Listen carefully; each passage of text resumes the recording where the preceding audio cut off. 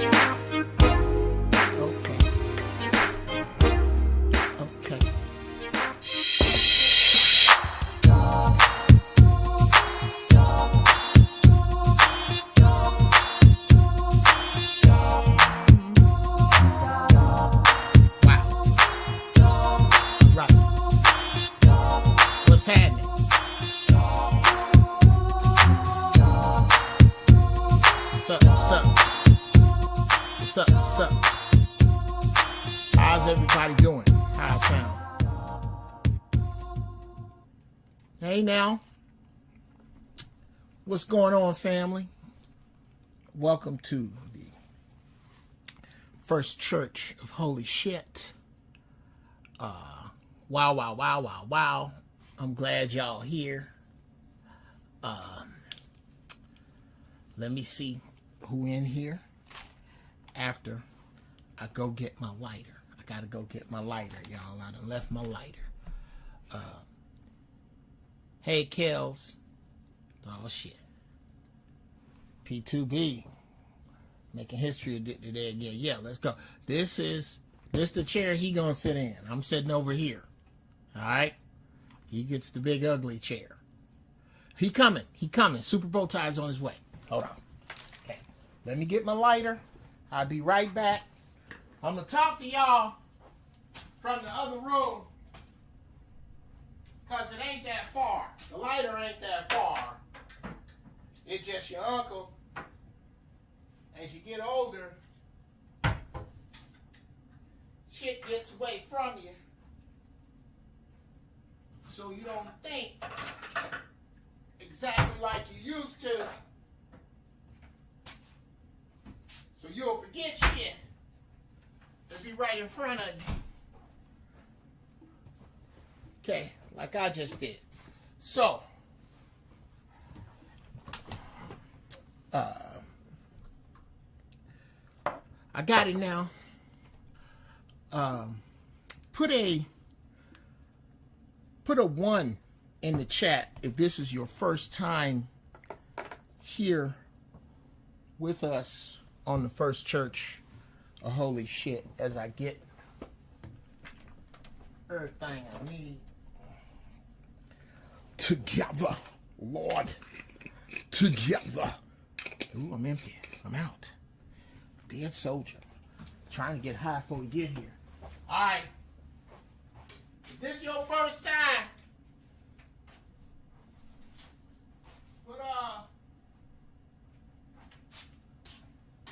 put a 1 in the chat. I'm coming. Can't believe I probably left my damn weed. Jesus! I found it. All right. Daryl from Chicago. Okay, from my city, from the GOAT. Nazarene, what up? Bruce House. Young Jedi, what up? Steph Got Jokes, what up? You know what? I'm going to start looking right here. I got it right here.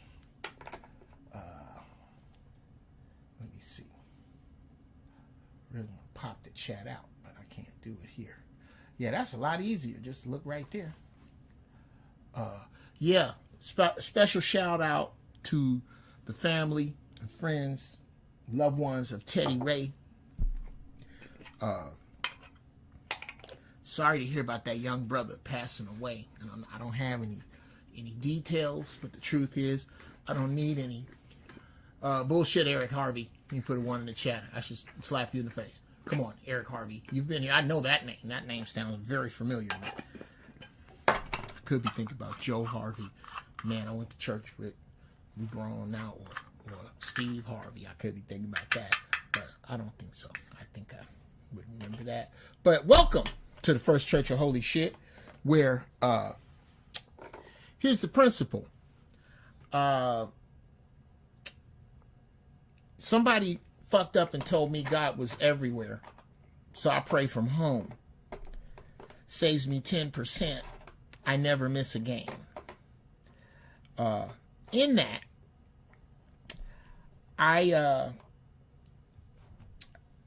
we communicate here at the First Church with God without a name, because in order for God to have a name, you have to believe a man.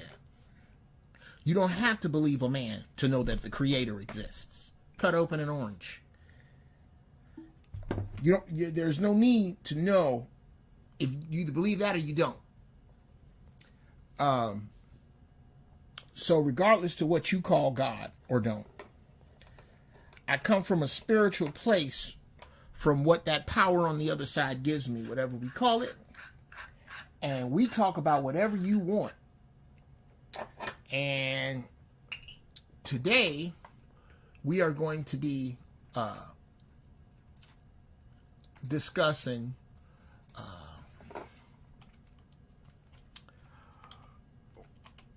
Revolution, OGs versus the Young Bucks will be our subject today.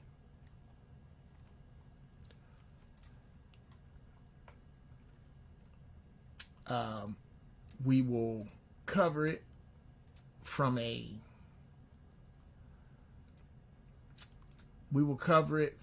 holy place. We will cover it from a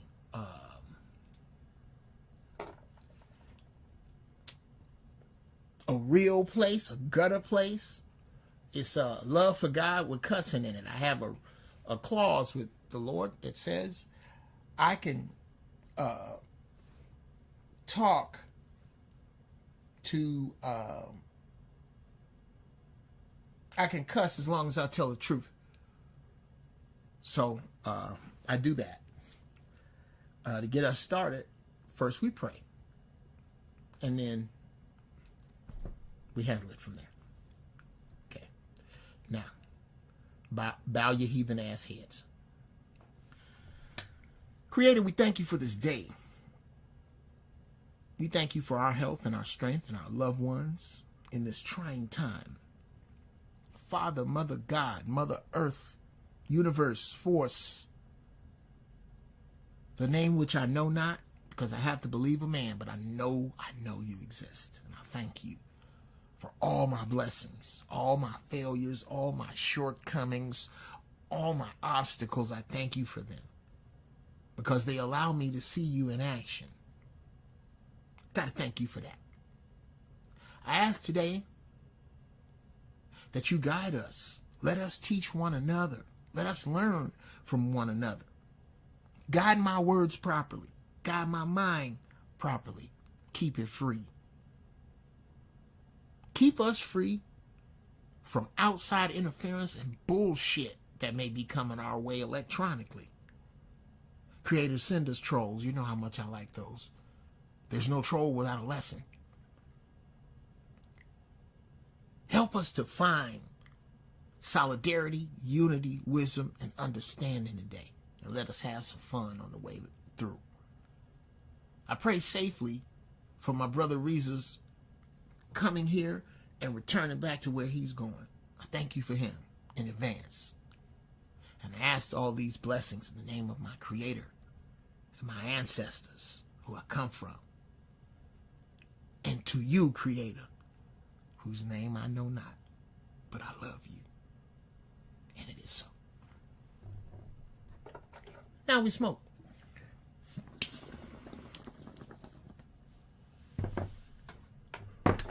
That is the get down. Here at the First Church, we don't have any issues at all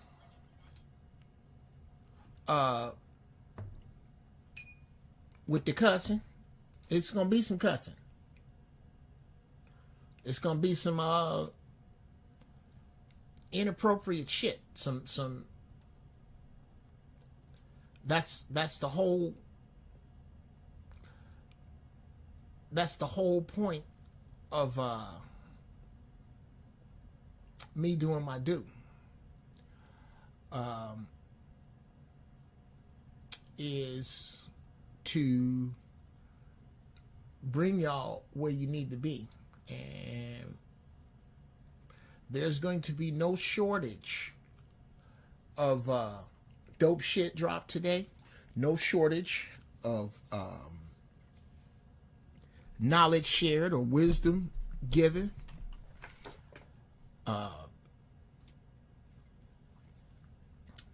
Yeah, you're going to want to invite some people.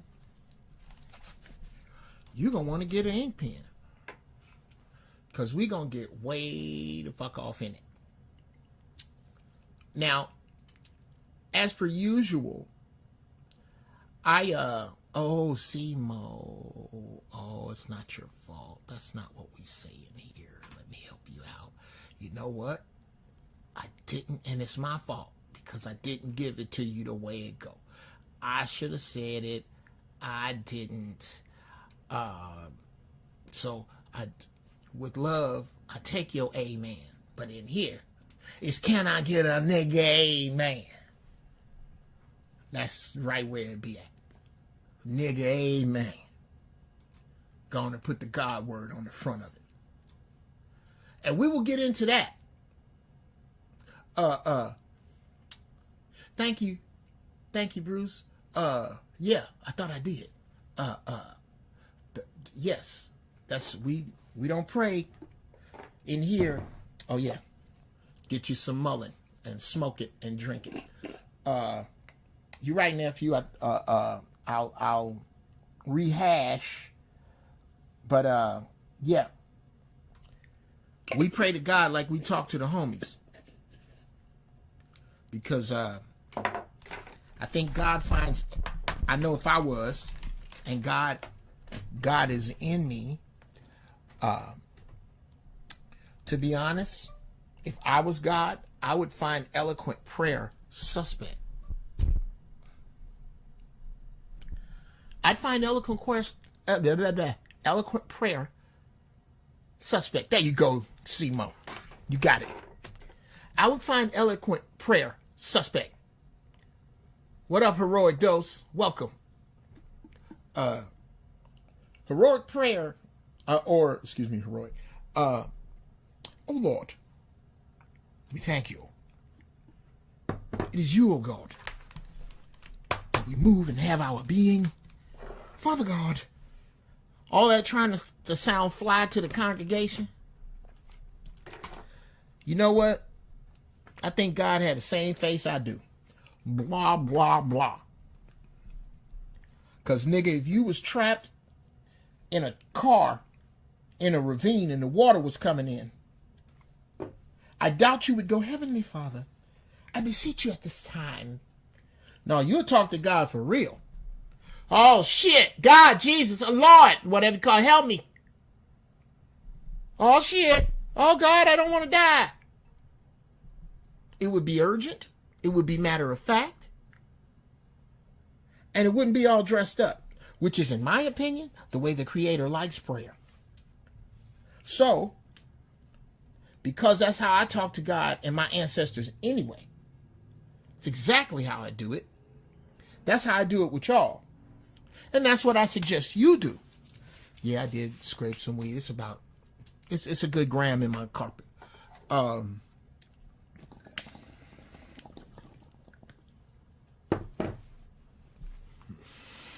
Ooh, that's good with the mullein on it. A little nice bite. Yeah. I suggest that you pray to God in a fashion that is not all dressy. Unnecessary. Not needed. Oh my God, that is so good. Get you a watermelon with seeds in it. Juice the watermelon and juice the rind. It's delicious. It's unbelievable. You got a sweet tooth? I can't even believe that shit's good for me. It's delicious. Anyway. Yeah. That's how we pray here. And I suggest you pray sincere and wide open. And with no pretense, no dress up.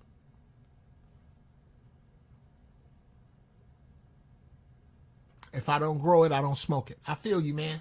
I feel you. I got to learn how to grow, which means I have to bless my weed and smoke what's there. Don't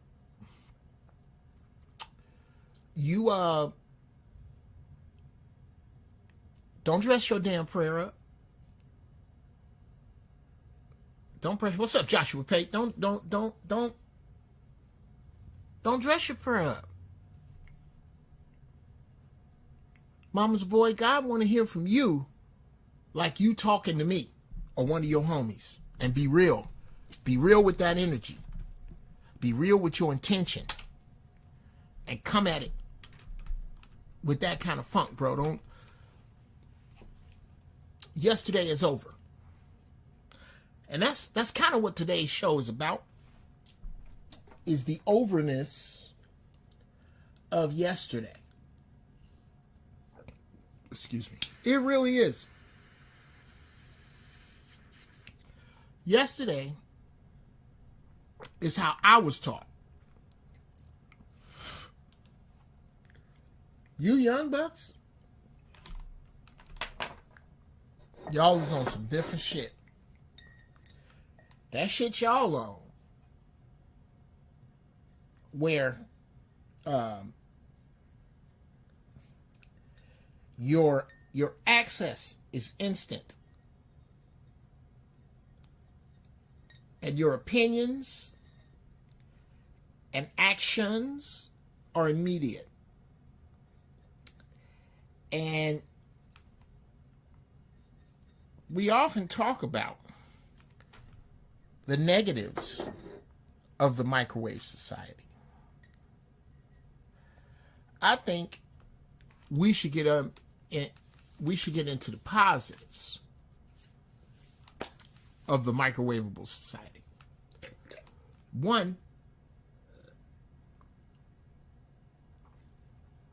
y'all youngsters, expect results now.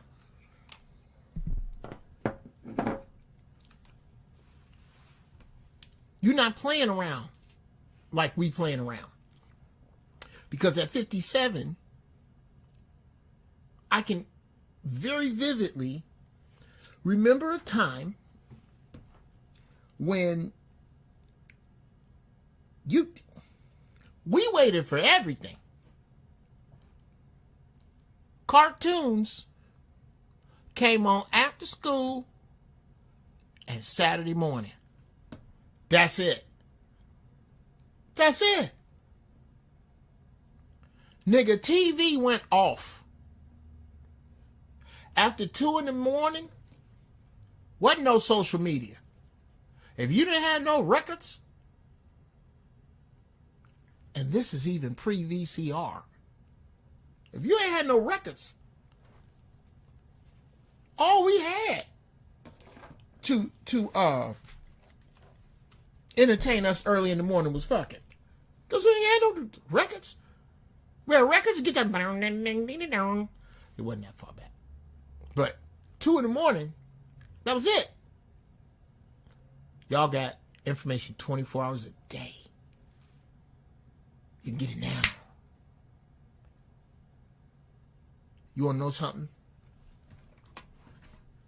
Now. Now, you get it now. What you waiting for? There's no reason to wait. It's right there.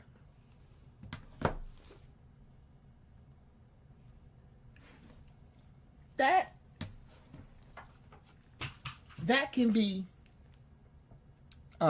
sadly addicting and can make you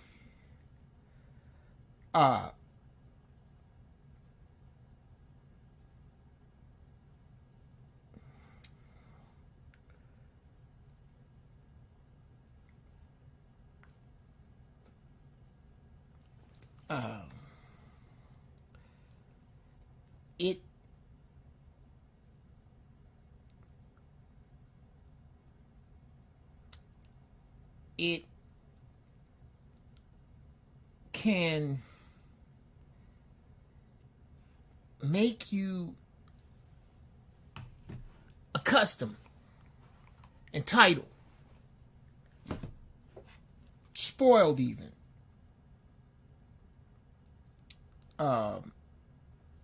to getting your way.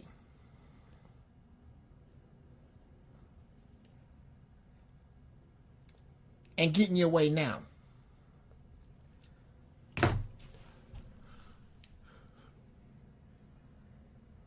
How about that, Kills? Remember when you had to read the paper? News was on a delay, movie time, sales.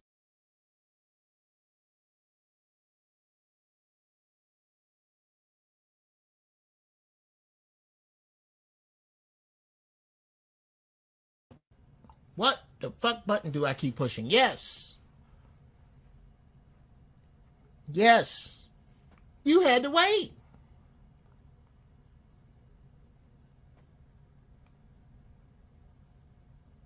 You know how long it took a movie to go from the movie house to the TV screen? 2 to 5 years. Bullshit you not. From the time you could go to a movie house and see a movie until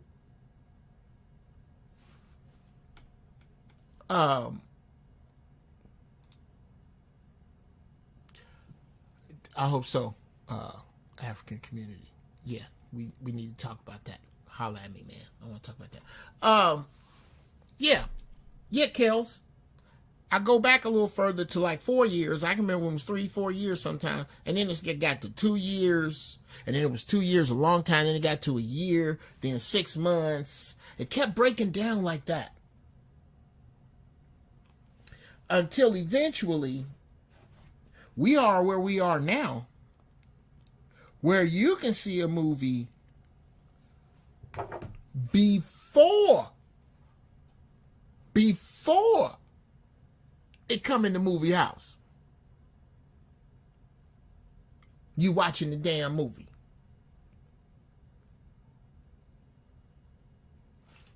This is the gap in time. The difference in experience that we're discussing when we look at what y'all do and what we do. And what happens a lot of time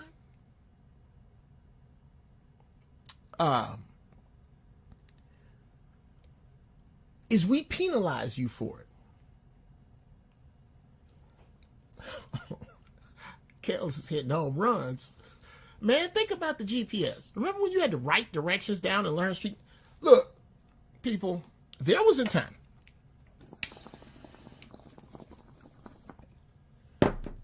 There was a time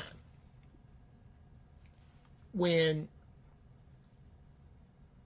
if you didn't write some shit down, you had to actually stop and ask for directions, figure it out on your own, or your ass was lost. You just lost. Unless you had a Thomas guide. And the Thomas guide was like GPS before GPS because it was mini maps of whatever city you were in. Hundreds of little mini maps. And they were grids, almost like you took your city and made a puzzle out of it and put letters this way, numbers that way. So somebody lives at B67 and somebody lives at R29. Do you understand how many times in my 20s, when my dick was the general manager of the team, that I lived in 078 and a girl lived in B4, that I had to decide, shit, am I going to drive all these grids to get me something?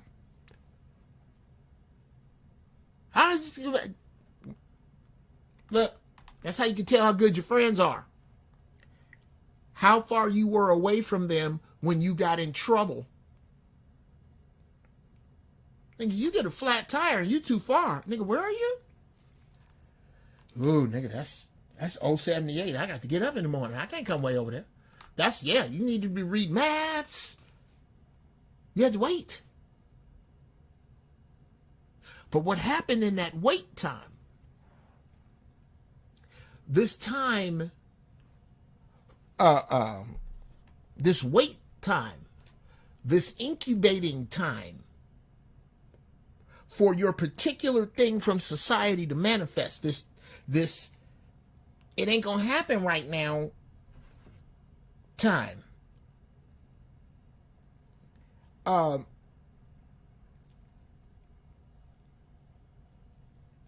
that time in there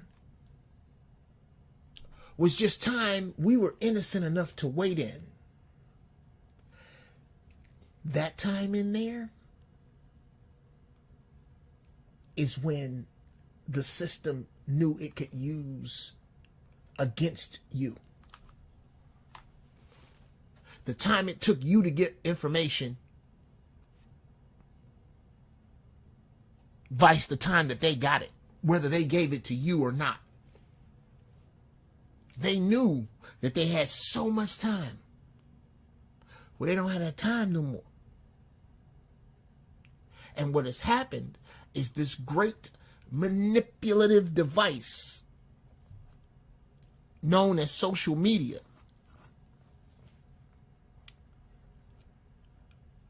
I believe the genie has gotten out of the bottle. Is it controllable? On some level.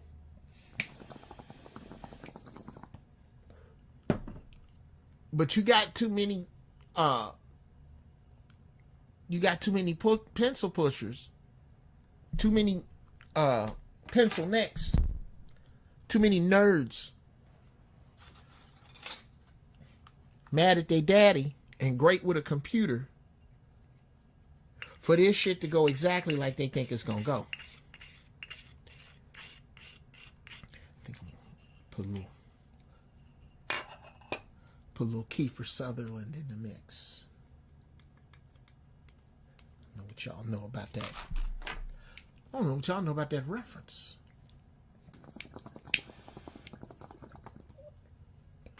Lord, that's good. That is so good. And you know what? Riza ain't gonna have none of this. He ain't gonna have none of it. That's what I'm trying to smoke before he get here. He's on his way. I'm trying to smoke before he get here because I don't want to smoke on him.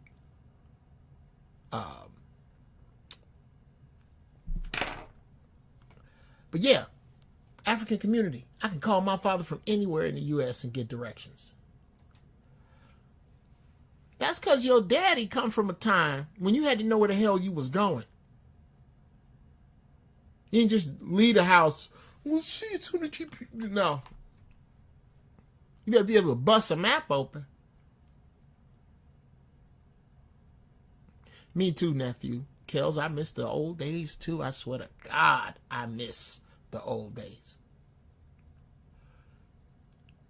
The 70s, the 60s, I remember a little bit of that. I was born in 65. My first memory is of being 2 years old in a bright orange jacket, being lifted over a guardrail to go into a store across a street that my grandmother worked in. And from that time to this one, I have watched society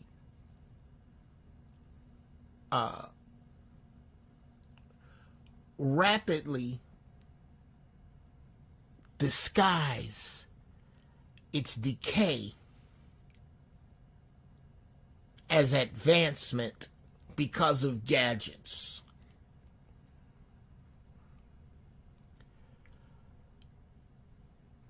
Let me see what y'all talking about. Is that a question? If that's a question, then the answer is no, he does not. Riza does not. That's why I'm, like I said, I'm gonna get where I'm going, so as not to offend him or his sensibilities. That's my brother. I love that brother. What was I saying? Oh, now we can get into it from this way. And it's a bunch around the edges. It's a big pie, y'all. Y'all know I can talk shit. So I'm not going to hide from you. I'm talking shit right now. When Riza get here, I got some fucking bombs to drop on you. You not... Well, you already know about this dude. At any rate, almost,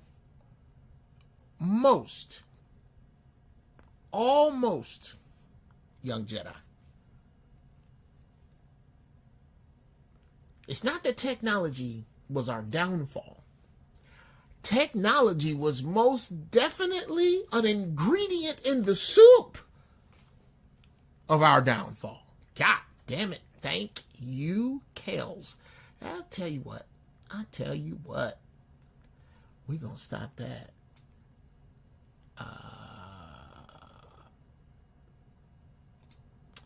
Let's see. Yeah.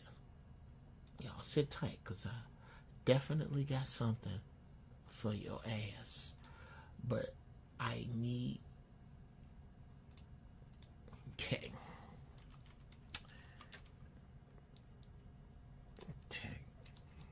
Technology was not our downfall.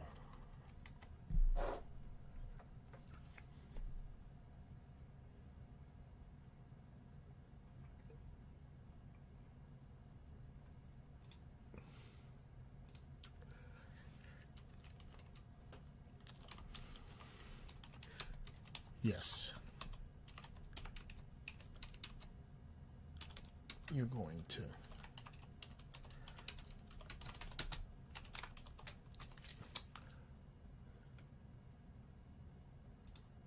we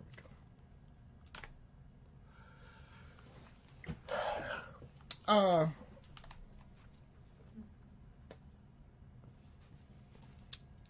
A member of the Uncle Jeff's Advanced Jedi School of Black Magic and Dope Shit. I'm glad I said that. I'm going to write all that down.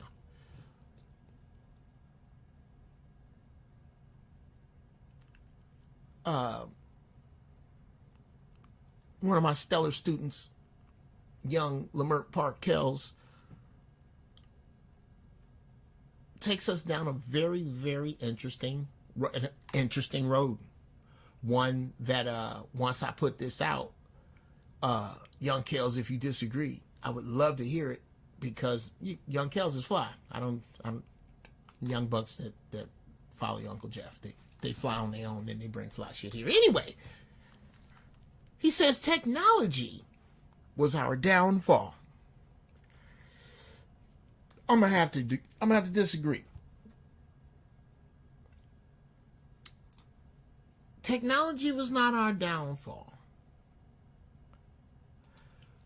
but it was definitely an ingredient in the soup.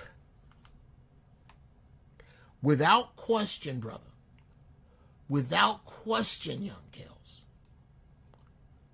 We don't get to the level of disrespect for elders that we have. We don't get to the corrosion of morality that we have without social media, the smart device, suggestive television, suggestive movies, suggestive music. The gadgets hide the magic. Gadgets hide the magic. You think the gadget is the magic. No. The magic made the gadget. Which means the magic has been here.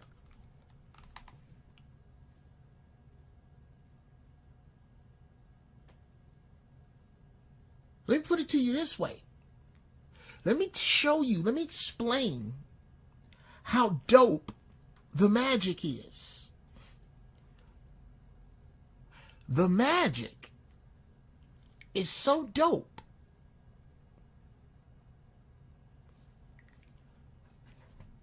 that we know how to build a smartphone, but we have no fucking idea how to build a pyramid. And that's been here forever. Thousands and thousands of years. Some believe in Congress, if I'm not mistaken, y'all help me out. In Congress, with church steeples, they are actually antennas.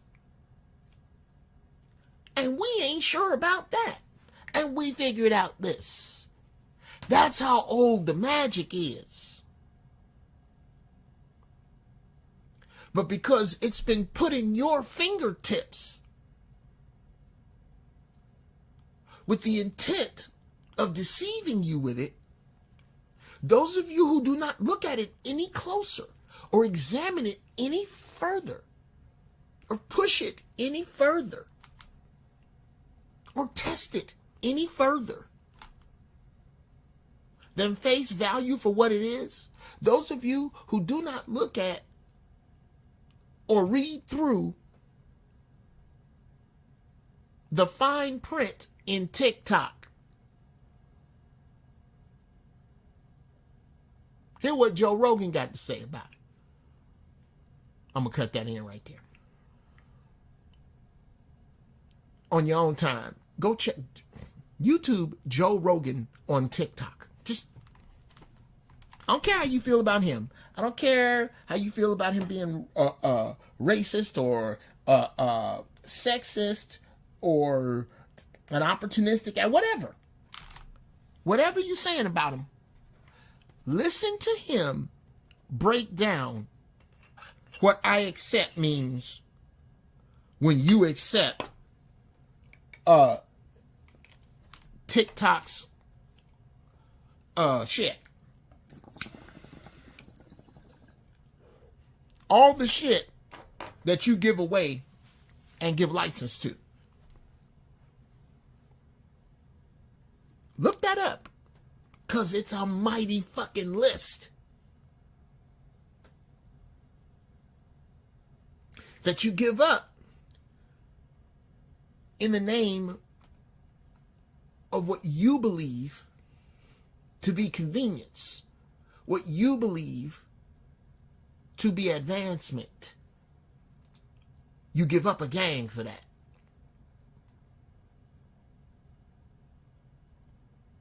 Why? I don't know. How? I don't know. Without at least questioning it. Don't lie, Jeff Brown. I do know, because it has gotten so easy to go, I accept. Goddamn mountain of little words. Long, I ain't reading all that shit, nigga. I want to play ping pong. Ain't nobody got time to read that, nigga. I'm trying to get these shoes. The fuck you mean I'm finna read all that? I'm trying to see these titties. I'm trying to get in on this granny thing. Or watch some underwater midget porn fisting. Or whatever you're into. Underwater midget fisting. If that's your shit, you can get it right now. I dare you to go to Pornhub and search underwater midget fisting. I'm going to search later just to see what comes up. Whatever your thing is, you can get it now.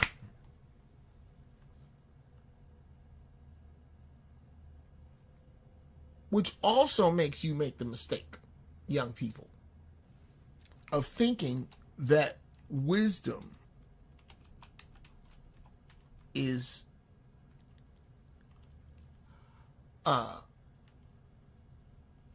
the same as access to information.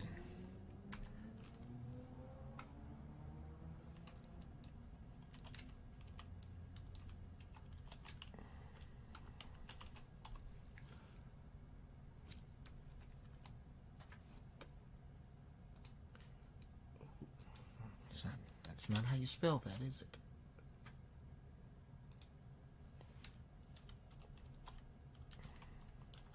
I won't even say young.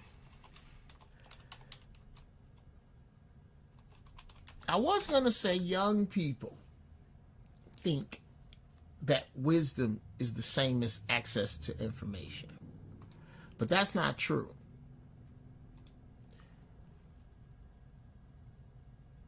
deceive people. To deceive people. Okay.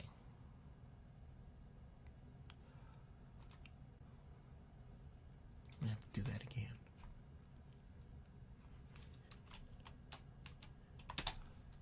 There we go.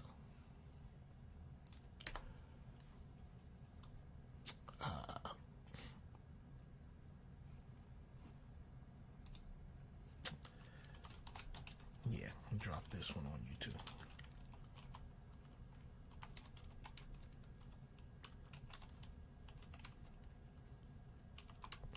I don't know if y'all ready.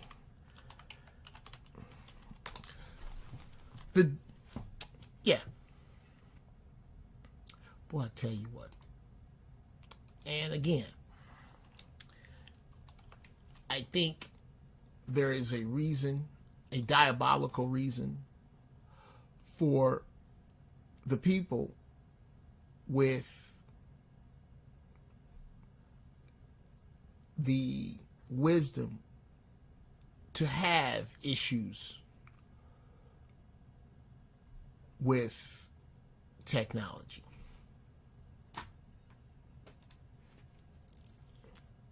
I think that's by design.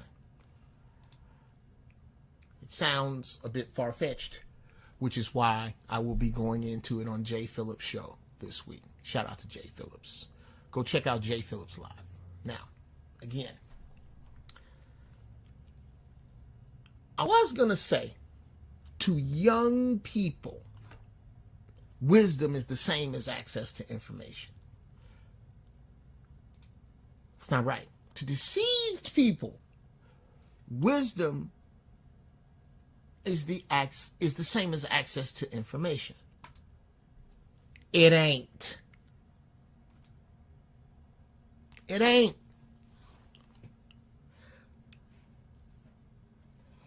Just because you can tell me what time it is in Kuala Lumpur right now does not mean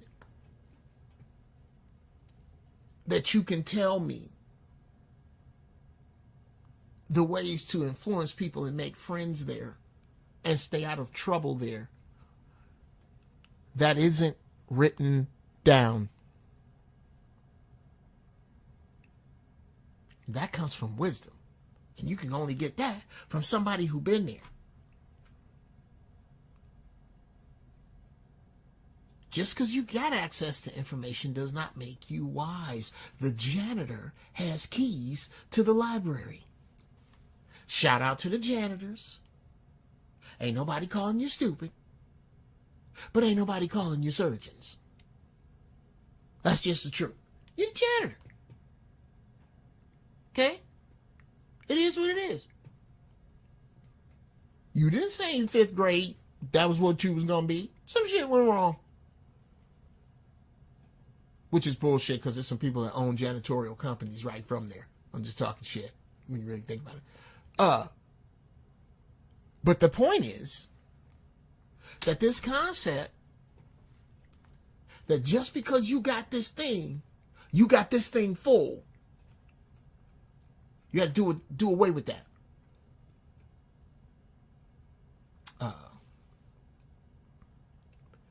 Now, oh wow.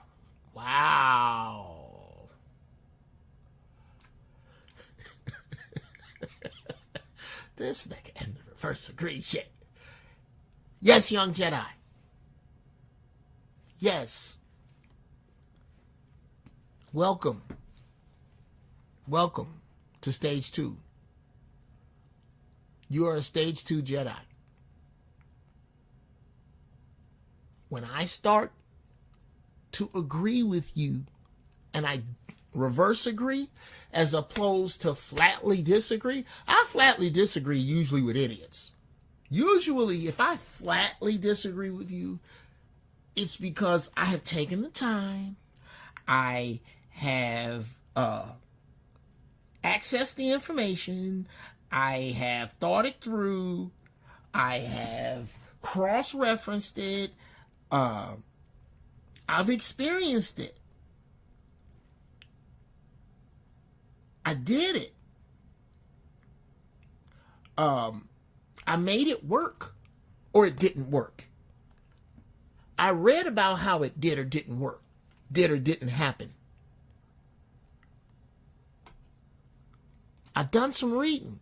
So if I flatly disagree with you, yeah, your dumbass probably got it wrong. Now, if I reverse agree with you, oh, that means you on the 4-yard line. And that's where we are, young Jedi. I'm very proud to reverse agree with you.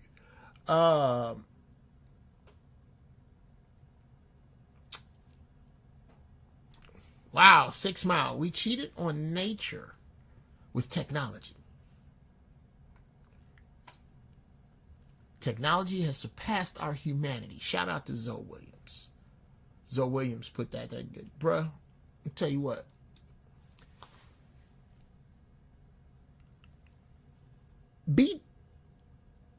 I want you to beat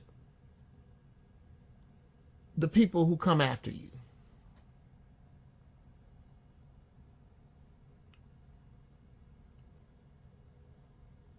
Beat your lineage. Beat your line.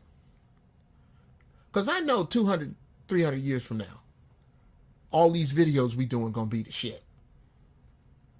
They're going to be what people use to go back as far as they can, especially brothers and sisters. This going to be some brothers and sisters. Because there's a brainwashing program that as this shit folds, it's still going on. It's going to be some brothers and sisters ahead of that that are cross-referencing this right here. When they do, they're going to find Zoe Williams. They're going to find Dr. Phil Valentine. They're going to find Dr. Boyce Watkins. They're going to find Tariq Nasheed. They're going to find Brother Riza Islam. They're going to find Jeff Brown. Or they're going to find us. And when they do, they will be exposed to as much wisdom as they want. As much as they can take in. And some of them will download it like Neo. Some of them will sip at it and skirt around the edges. But some of them is going to go at it. I suggest you beat your grandchildren. Especially once this economy collapses, you beat your grandkids' ass. Sometimes they need their ass toe up. Tell you what, some of this disrespectful shit I see, you need your ass toe smooth out the frame. Hey, there is no way. There's no fucking way that I'm be around disrespectful kids. Keep them away from me. Can't stand them. Can't pretend to stand them. That precocious shit, it wears on you. Find somewhere and sit your ass. That need to be said sometime. Every now and then, you need a good old-fashioned can't sit down. Especially a boy. I tell you. Talking don't beat. Every now and then, having your ass toe up. Yeah, let's go on and get into whoopings and where I am with it. Then again, you know, I'm 57. If I live to be 114, I'm halfway done. Then you don't have to really deal with my old goofy ass bullshit. Yeah, fuck what I'm talking about. The pussification of the North American male will be complete long before I'm dead. Oh, they're well on the way. So then you can disregard this shit. You can do what you want. Okay? You can report it. If you do report it. If you do report me, fuck your mother's face. I think there should be a clear-cut road to ass whoopings. Y'all done got rid of them. I think that you should never get a ass whooping if you're not being taught a lesson. It should never be in anger. It should never be in haste. It should never be without at least 2 very, very clear warnings.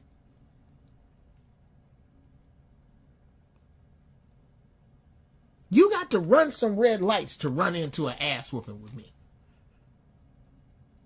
I'm not going to just whoop your ass. Now, I had this conversation with all my sons, but with my son Blakey. About getting spankings when he was about 7. And I said, man, well, let me see. Don't let me lie. He had to be older than that because I haven't had that thing that long. 6 years ago, 15, 9. He was 9. I said, man, because he was a little nervous because he made a mistake. And I could see that on him. And I said, man, did you think you was going to get a spanking? Yeah. I said, dude, let's talk about this. You made a mistake. Let's just say you outside and you throwing a baseball and you accidentally break the front windshield of my car. Do you think you're going to get a spanking for that? Yeah. I said, why? Because you already told us not to be throwing balls in front of the house. Right. Which means you'd have to make the conscious choice to throw that ball after I told you not to. Now, if I didn't tell you, and you threw the ball and broke my window because it never crossed your mind how much it's going to cost to replace the window, how much time it's going to take, whether or not that is my main car and I got to go to work tomorrow morning. You ain't thought about none of that. You just a little boy throwing a ball. Even then, I'm not going to spank you for that. That's a mistake. You didn't mean to do that. However, more than half of it is going to come out of your allowance. Because you need to be responsible for that. I'm going to take a little bit because I didn't tell you. I'll take 30% off. So if it's $300, bruh, you finna bust your ass and get $270 and pay me back. So that you can feel the sting of foolhardy mistakes made before you think out your plan. Absolutely. That is exactly how I would handle that. Now, if you're sitting on my couch in the living room and there's 100 jelly beans in a jar, and I say, look here, don't nobody touch these jelly beans, and I come back and it's only 97, somebody finna get their ass whooped over 3 jelly beans. Why? Because there's a lesson to be learned here. Do not defy my word. Openly, inadvertent, no, I'll give you inadvertent. Open, subversive. Do not in any way defy my word. When you see it, obey it. Don't try to go around it. Don't try to go under it or over it. And please don't break it. That is the lesson with the jelly beans. The lesson in spanking you for breaking a window is to expect to be punished by your loved ones every time you fuck up. That all mistakes lead to pain, so don't make any. That's what you learn, or amongst many other negative things, in a badass whooping situation.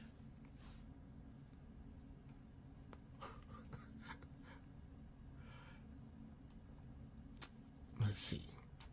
Let's get up here. Common sense is a lost art. Yeah. Dr. Cornel West said, let the phone be smart, you be wise. Wow, how about that? Hitler controlled technology and brainwashed his people. Yes, sir. Absolutely. Control the technology. Yes. Control the technology. Control the narrative. Turn these people into less than. So then you won't mind at all when I start exterminating them. Yes, that's exactly what he did. And we need to be on the lookout for that. Because they sure are. Oh, you can bet your ass you ain't gonna never do that to Jews again. They do not play that shit.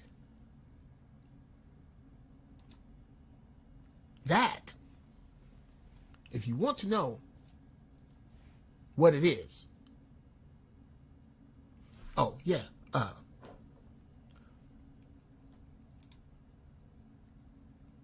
Thank you, Hurricane. Speaking of Riza, bruh, he on the way. LA is big. This is Sunday. Riza is in the top 5 Muslims in the nation. Not the nation of Islam. In this nation. He's a little busy. But he coming. Now, I'm going to try to keep you occupied with this bullshit I normally be doing. Now, where was I? Yes. Controlling the narrative. The narrative is so... Here's why it works. Here's why the narrative works. And I'm going to tell y'all who all y'all are in here. You ever watch a cattle drive? You ever see it in a cowboy movie or one of my shows, man? I just ain't had no time lately. Yellowstone. I love that show. It's basically Sons of Anarchy on horses, but it's the shit. Kevin Costner kills it. Good Lord. What is this woman's name? She plays Beth. Jesus, forgive me. Forgive me, girl. I'm high. But I also know that you were like this little fragile flower in flight. You see what I did there? And then got over in the goddamn Yellowstone and you're killing it. Anyway, in a cattle drive, there's the head dude, and now I'm talking out of school. I would imagine he got some dudes with him, and they got some dogs and horses. The dogs and horses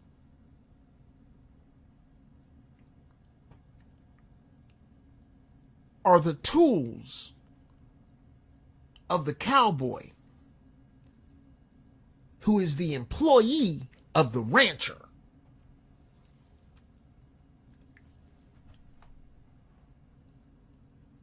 Don't get ahead of me. The herd is the mindless cows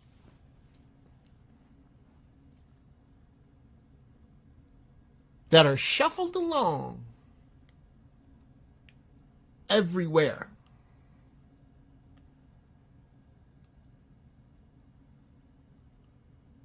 Shuffled along to be branded.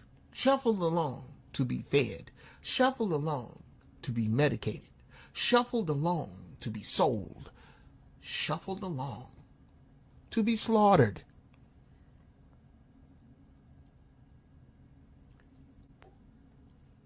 By who? Who keeps them in line? The dogs nip at their heels. The police. The police are the dogs of the rich. Not the power elite. The power elite have their own security. The rich.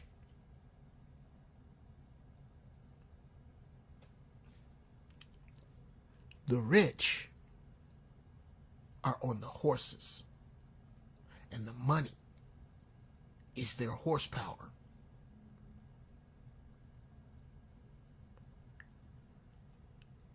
And they love their horses. And they groom their horses. And they show their horses.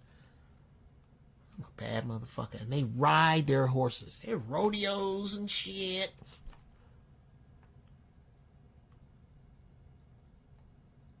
They get good with their horses. For who? The rancher.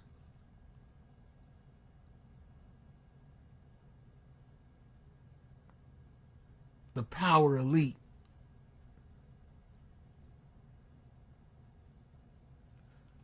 That is the echelon. That is the order.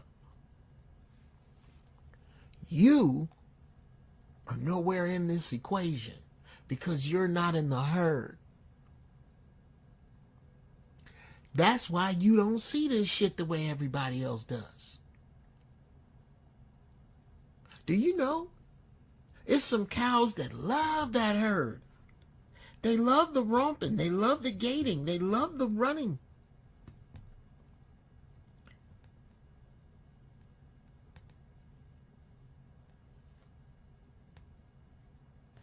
They love the running. They love the doing. The lion is the king of the jungle. But you'll never see a wolf in the circus.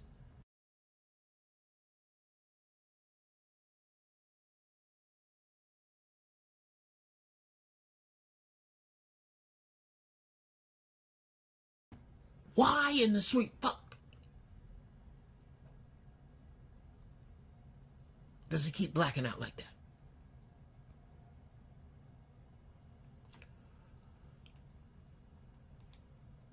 Tell Riza stay off La Brea. Niggas act like they can't drive coming up or down the hill. It depends upon your time, Barry. It depends upon your time, Brother Barry. Because I hit La Brea, bruh, and I be on some shit. I'm roller skating. I'm getting on through there. This is a great time to bring up BBW Granny Midgets. I'm going to bring them up right now. The BBW Granny Midgets. Because you'll have to search far and wide to find an ashy BBW Granny Midget. Do you know why? It is because Uncle Jeff's all-natural African shea butter, this one here is regular, is the official body butter / sexual lubricant of BBW Granny Midgets. BBW Granny Midgets approve of Uncle Jeff's all-natural African shea butter. Available in 2 sizes. And right now, till I come up with some more ignorant names, because I got formulas, 2 flavors, because you're going to lick it. Child support flavored. This one makes babies.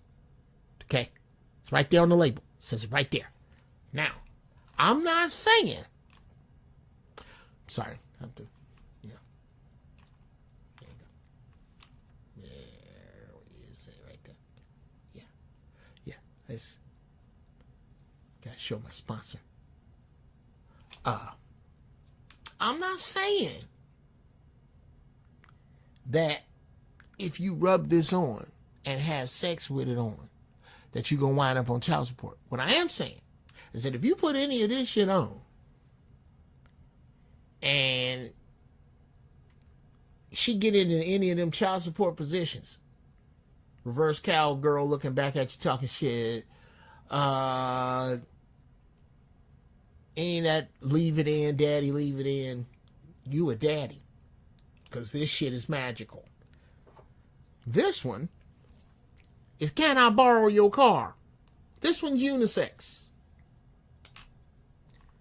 Meaning ladies or dudes, regardless to who puts it on,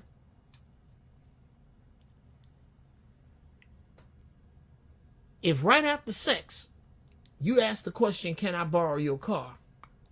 The answer is yes. Get you some Uncle Jeff's all natural shea butter right there at coverthatash@gmail.com. It's very important. Uncle Jeff's all natural African shea butter, changing the world one ashy ass at a time.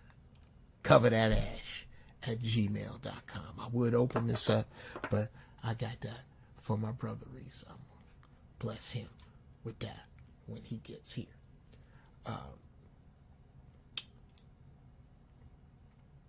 Now,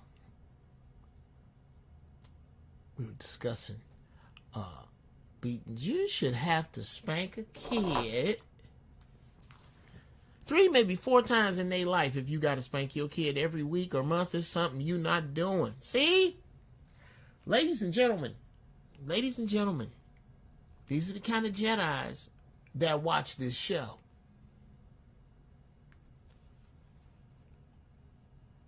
You ain't supposed to have... Now, Kels. 3, maybe 4 times in the life of some children. It's some kids that you got to take the ass hand test a little further. And that is my rule of thumb. If I can't spank your ass with my hand, then you too old. You too old. We're going to play some other games. Like, hold these 2 pieces of paper out till all the letters fall off. We play games like that. Put all them books over there. Now clean that up. Now put all them books back.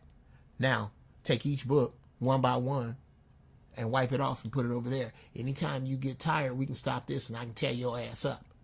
Or we can put these boxing gloves and go down in the backyard. But you're going to do what the fuck I say do.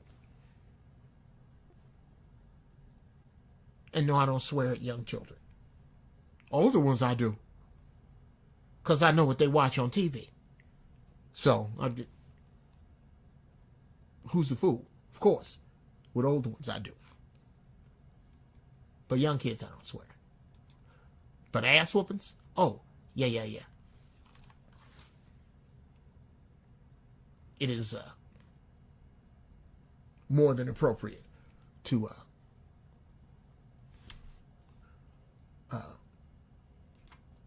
yes, young man, that is exactly what happens.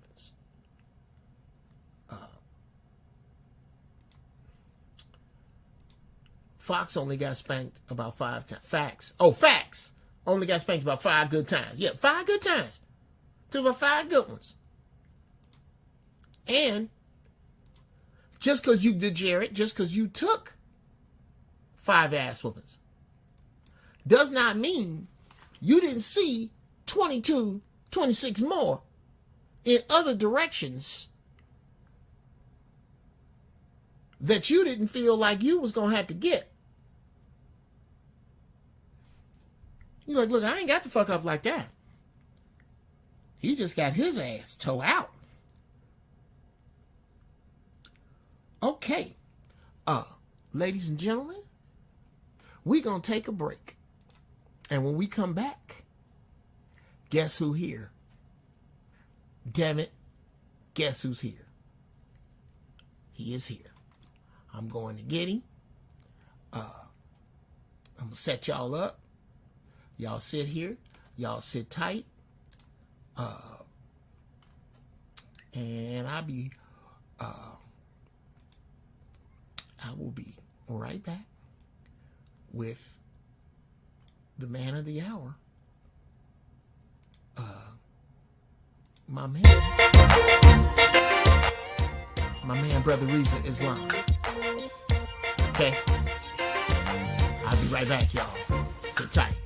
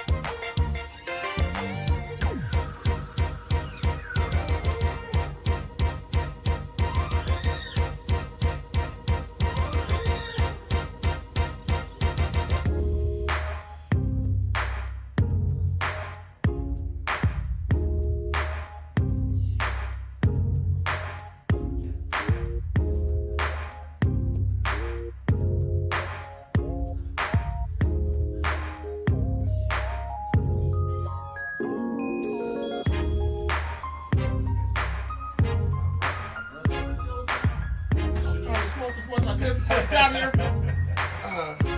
I'm gonna get you the big ugly chair that I'm getting rid of.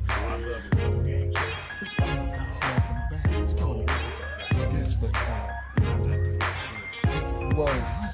Yes, sir.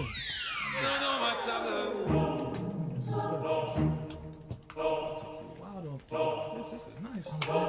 It's been a minute. These are for you. If you so desire, let me get this out your way. That's right. I didn't mute the mic, Negroes. Y'all can hear us.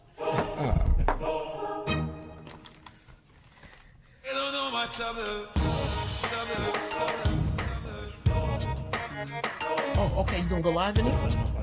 Yes, bro. Here, you can put it. If that helps you. Yeah.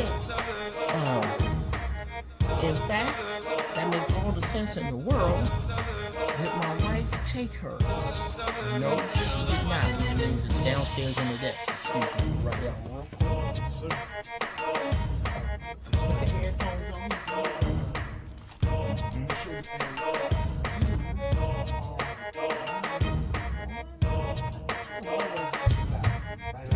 Yes, sir.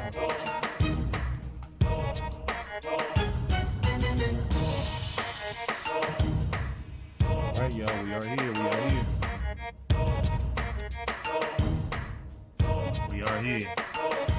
Testing, 1, 2. We are here.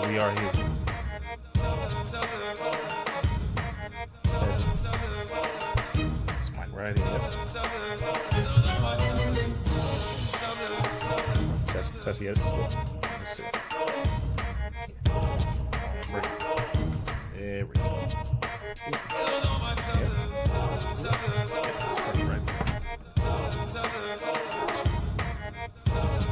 Yes, sir. Yeah, I think that's good right there. Live here in a moment. Water, juice. I'm fine, actually. Okay. You said you had some fresh squeeze. Oh, yeah, bro. How does the juicing for it? My watermelon juice at home. Do you juice the rind? You know what? Not yet. We're going to talk about that Actually, but I know I should. You should definitely. They said we can hear you, brother. We're thinking, okay, can everyone hear me? Oh, yeah, they can hear you. They're behind. Because what I was supposed to do was mute the mic. And so y'all heard the background. They heard all the background. That's a beauty. At least y'all know it's authentic. Bruh, if I am nothing else. Man, come on. If I am nothing else, y'all sit tight. I'm going live on IG as well.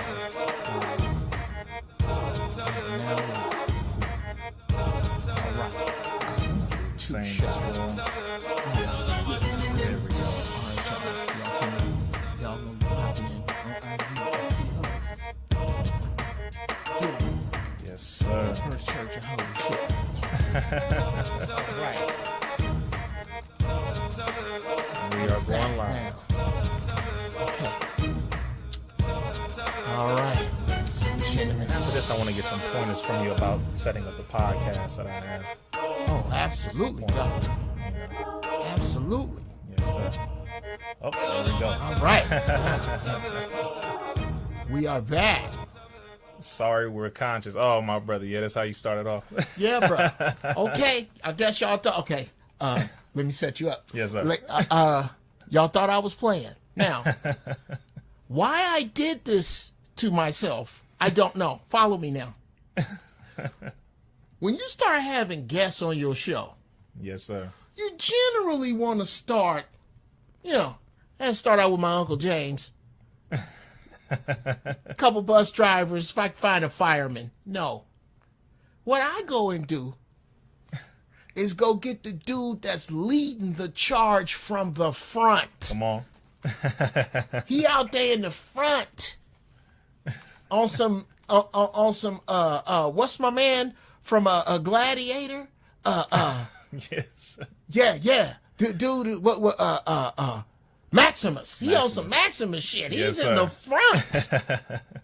Blood on his sword with this thing. For real. Facts. Leading the charge. Articulate. Intelligent. No homo. Good looking. We a couple of good looking cats. I Good almost brothers. put a suit on. I You started family. to suit up. Oh, you was like, okay. I started to suit up because I knew you wasn't going to come in a tank top. Right. Ladies and gentlemen, with no further bullshit from me for the time being, my brother Riza Islam. Oh, man, come on now. Come on, my brother. No, give it up for my brother, Jeff Brown. Yo, what's happening? Who pulled up and told me to pull up, and we've done many shows together, so I'm just honored to finally be on your platform, my brother. Sure. To see how you hanging and how you're delivering everything to the people. And, we family. This is what I want us all to know. This is my brother. Absolute. He's my brother, and, Absolute. and I stand behind all the truth that he speaks, and definitely in the manner that he gives it, because there's too much political correctness, my brother. There's far too much of that, and we just need that unfiltered truth. So I just appreciate you for standing true to yourself and speaking the truth in the way that it needs to be given. Yes, sir. Yes, sir. And I thank you. Yes, sir. Speaking of the and which is the basis for this show, Revolution, the OGs versus the Young Bucks. I often, when I speak to young people, start in this place. I'm sorry. I'm sorry. That's critical. I'm 57, and my generation failed you. We failed. We dropped the ball. We smooth. There was a party that started in the early 70s that went until crack hit. Man, come on. And in that party is your uncle from about 1984. I mean, okay, I was aware that Whitey wasn't shit. I had an Africa patch. I love Public Enemy. Come on. Okay, I ain't never been that dude. I didn't have to come back over here. There you go. There you go. But was I doing this? No. Do you know why? Because I was around too many people who thought their little bit was a lot. And I was raised by those people. I was reared by the direct descendants of slaves. When our gas went out, we used kettle stoves from the 1800s. Wow. Come on. Those are the people who raised me. So they weren't ready exactly to do exactly what's happening now. And on many levels and in many subject areas, brother, I want to cover what it is, because you out there. Yes, sir. What it is you're seeing, what it is vice versa you're experiencing. And I think the first place to start is politics. When you, with regard to politics, on any level you want to broach it, whether it be dealing with politicians, what they say back, any verses that you see, you got the floor. Well, the first thing I'll say is politics is the enemy's tricky arena that he uses to maintain power and his position of power and dominance. And the way that we have to understand this is locally things can be done easier and even to a degree statewide. But locally is the most effective way to approach it. Local politicians, the council members, the mayor, because those people you can actually physically go see. They can be touched. That you can access them. So they feel a little more pressure from the people. The higher up the position, the further away from the people's pressure they feel they are getting away from.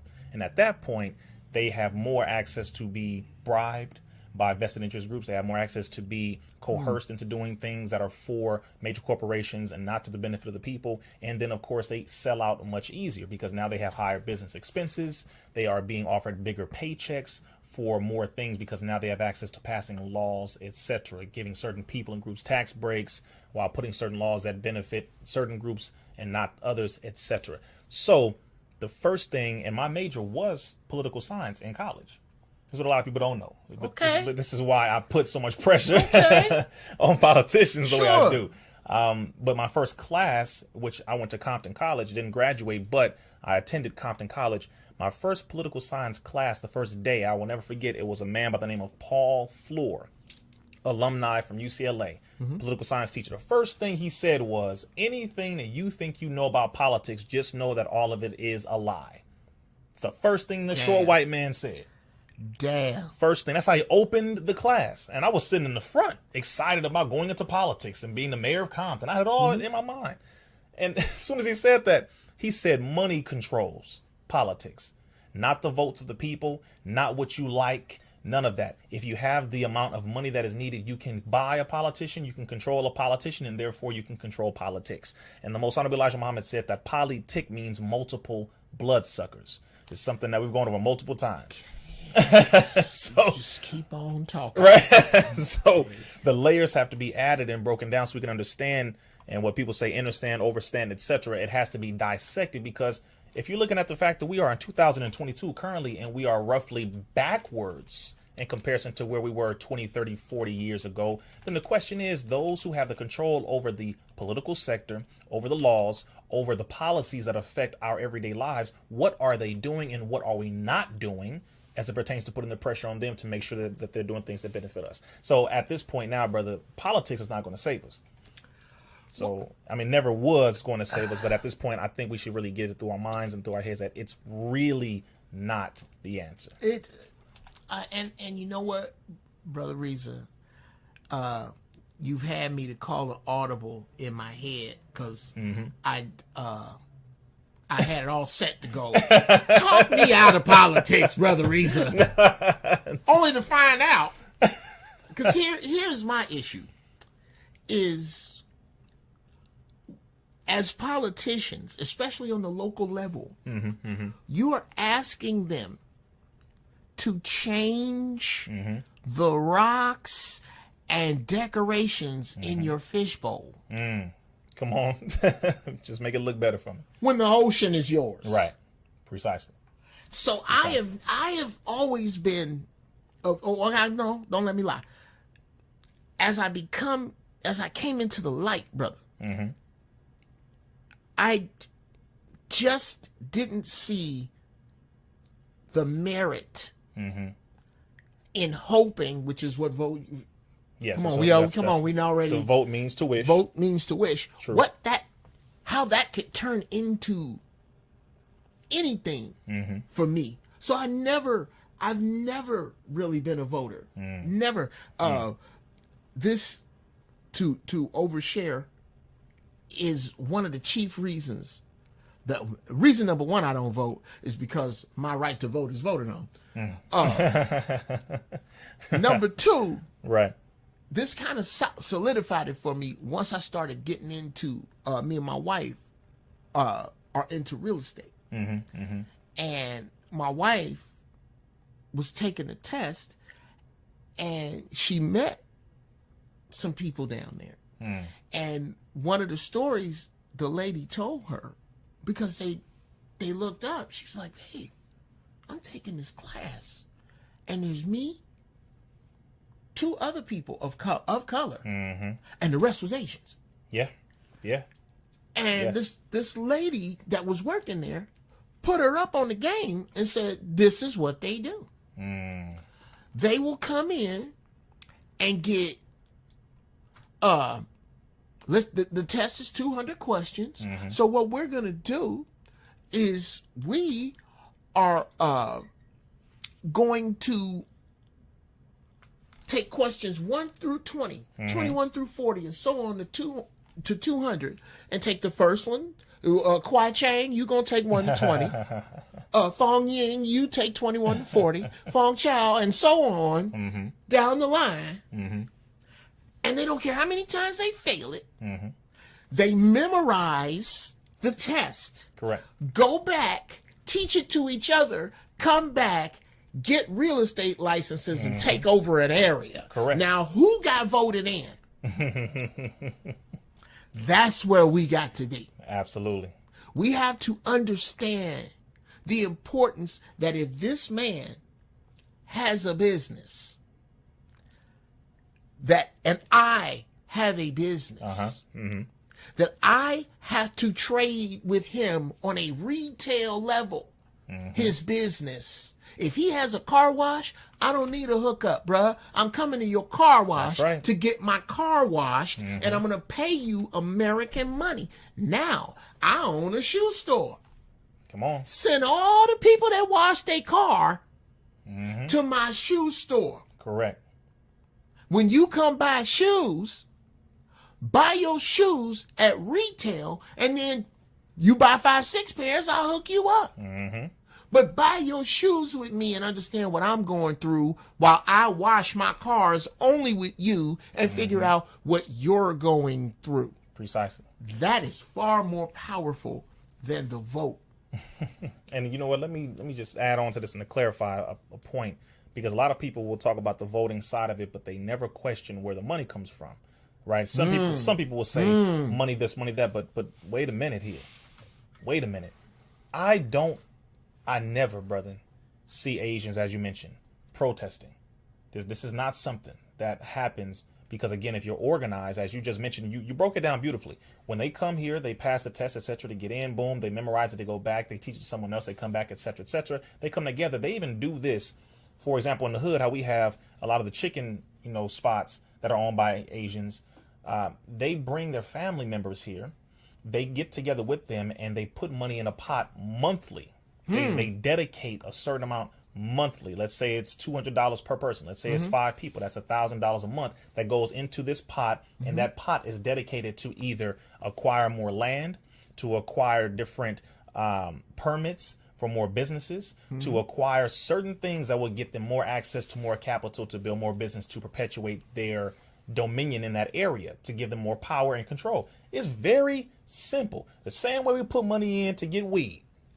Same way we put money in to get some more alcohol. Right. We put money in to do this. We put money in to get something like Right. that may benefit an individual or is not going to give us any financial residual income. Sure. We can do that for everything else. But when it comes to something so simple, what do? Man, that's too much. I don't trust them niggas. Yeah.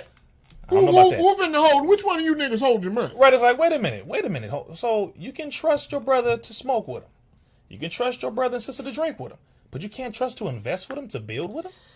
Something that is going to perpetuate your control over an entire area of society to where you don't have to be the victim no more. Why? Because you own this business. We own this block. This is ours.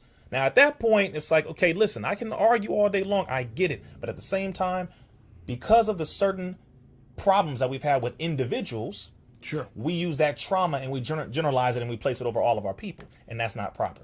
That's not fair. Now, speaking of us coalescing around an idea, this is exactly how I feel about politics and politicians. And I need you to speak to this because you are out with the youth far more than me. And that's a damn shame that I'm trying to fix. Okay. We got a spot for you. Oh, bruh. You already know. I got a suit. Good luck. Whenever. You already know. Okay. I'm seeing it happening, but I don't know if they're right here with it. Young people, and you tell me if you see this, because this is the mandate I'm going to give. Young people are not taking this bullshit double talk, show up every 4 years to my church. Oh, man. That shit your grandmama did. Come on. They're not with that. No, not at all. I am going to push it a step further, young people. This is when you will see politics change. When the first time out of a politician's mouth comes 200 words that say nothing, you let him know from that point on, whether it's president, all the way low as president, all the way up to dog catcher. Come on. I will not be voting for you for shit. Because you speak, white man speak with forked tongue. Black man speak like white man who speak with forked tongue. Yeah. Yes. The minute you hear any of that, and we're going to change for today, that bullshit right there, right when you hear it, that person is not to be trusted. Right. The first time you ask a question about tangibles, for black people, for black people, Specifically. it's specifically for the niggas on 60th and Damon, for the niggas over there on 135th and Avalon, them the niggas. Right. When you ask for something for us, and you hear anything about anybody else, you're fired, sir. I don't trust you. I will not vote for you. Come on. You need to get there. Anybody who does not give you direct answers to direct questions cannot be trusted. It's a fact. Do not vote for them. Now, my question is, how close to that do you see the people that you're coming in contact with? It's actually very, very widespread. The only thing is they haven't publicly made it known yet just how much they do not trust the vast majority of these so-called hope dealers out here. The people who just give this prosperity preaching. We're going to overcome type deal, or in the future, or keep hope alive. You know, all of these different things that we've been hearing for so long. A lot of the people that I speak with and make these maneuvers in the street with are not into that, because all they're looking at is who is doing the work rather than who's talking about it. What is being done? And they look at who's doing. That's all. The reason why Brother Riza Islam talks is because we still need to be educated. I still need to learn. You still need to learn. We all need to learn. So that's that part. But you back up the talk with work, with tangible work. If you want tangible results, you need tangible work. And so therefore, at this point, if you see people doing all this talking and there are no results from their talking, primarily those in the political sector, primarily those in the spiritual sector, whether they are a Muslim imam or if they are a Christian pastor, a Baptist priest, whatever you want to call it, but they're not doing anything, then that is not a person necessarily who was worthy of being listened to. How about it? That's just it. Whether they're in my generation or the generation above and between, whatever, it doesn't matter. At this point, we know the problem. We know the system. We know what we need to overcome. We know what we want. For the vast majority, we know exactly what we need to do to get there. Right now, we just need to put our foot on the gas and move forward. Absolutely. It's really that simple, brother. I don't spend time with people who are not interested in the results. And I damn sure don't spend time with people who are not actively working to make those results come about. Absolutely. I don't. There are no people. As a matter of fact, when people see you moving so quickly, those who are not moving as quickly as you or faster than you, they can't even keep up. They don't even get around you. Because what you own is not what they're on. Absolutely. So no, brother, we're not interested in people who do that kind of stuff. Now, so we're crystal clear on politics. Yes, sir. Please understand that your vote has not shit to do with who's the president. It doesn't. There's this thing called the Electoral College. Come on, but with you still want to drag your "we shall overcome" an ass on in there, acting like you don't see that. You see it. I know you see it. Now, so we're off about politics. Right. If you want to vote, that's up to you. But just know the money behind everything is what fuels it. How it's about just that's really the only thing. You can vote, make yourself feel good. That's fine. But until we put our finances behind that vote, it will simply be a wish. The person's going to say, "Oh, thanks for your vote. Sounds great. Appreciate it." But they're not going to feel obligated to do anything because you are not adding to their pocketbook, what handles their bills, taking care of their family, or putting food in their mouth. And that's really what it gets down to. It's a money game. Or put them in fear of their life for not doing what needs to be done on behalf of the people. That's the last and final straw. So if we're not adding to any one of those components, then they don't feel like they should do anything or that they have to do anything unless it comes from their massa who pays them very well. Okay. Yeah. So, and yeah, what he really meant was "fuck y'all," but he you already know what's going on. He wasn't gonna say that. You could translate, brother. You translate. I'll translate. Yeah, hell yeah. Now, let me explain before we go into this next subject why it is referred to as the subtitle "You See Moving." Right. Before we talk about crack scene, let's talk about crack unseen. Come on. Because that's what it was in the early 80s. Nobody saw that coming.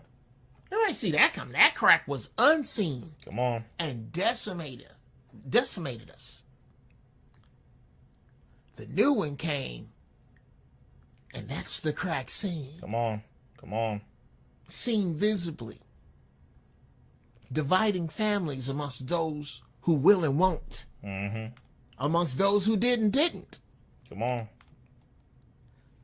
We are going to talk about that because my man is on the forefront of that.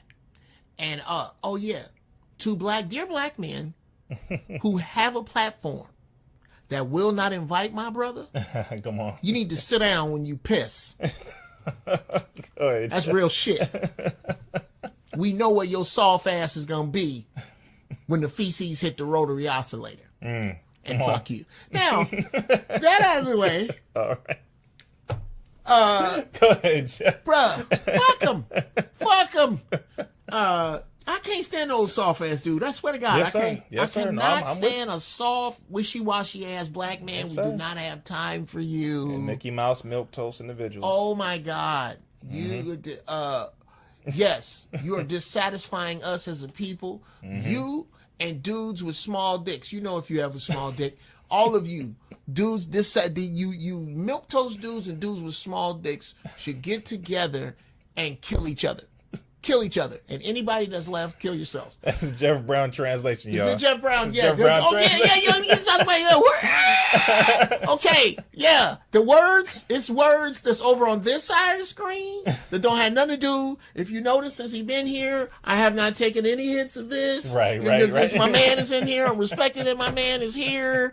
Okay? He came into the First Church of Holy Shit. There's a bunch of shit I say that we going the same way. Right. Yeah, we going down the same road. That's me fact. me and my Jedi master. I don't even know how to call him a nephew. This fellow Jedi master going down the galaxy. Come on. And I'm throwing cherry pits out the window. That's your Uncle Jeff. Just He got his high, feet up, chilling. put feet up, high, Right. talking shit, all the way to where we going. Now, that out of the way, my man is on the forefront of this. And, bruh, I'm gonna come up with some questions and shit to ask you as you go through it. But do your thing, and I'll be setting up the next thing we're gonna be doing. So don't pay too much attention to that. It's Yes, gonna sir. be crazy. But yes, go ahead. Just Man. See, say whatever. You talk your shit. This is why I love being with my brother Jeff, man. He ain't no joke. See, first thing I say is I think by now, whether if we know it or not, hopefully some of us are dealing with our Stockholm syndrome. Some of us are dealing with our cognitive dissonance, where we are now having to realize that we've been lied to. Now, we were saying this before. As a matter of fact, I believe every single one of our leaders in multiple areas, multiple ways, different times, different dispensation of times, every generation, every 20 to 30 years, we have been warned about something else that this enemy was doing. Every single solitary time. You had those who believed him, you had those who did not believe them, then you had those in between who just didn't know what to do. At this point, I don't think anything else needs to be done, brother, in order for us to understand that this system has not and will never change. This is not the system that is your friend. This has nothing to do with, oh, we want to sincerely help you now in this generation, although we hate your father and your mama, we hate your grandfather and we hate your grandmother, we hate your great-great-grandfather and your great-great-grandmother, your parents and all of those people around you at that time, but now we love you in this generation. We're going to change for you all of a sudden. See, I'm not interested. I don't trust the system. I never have, never will.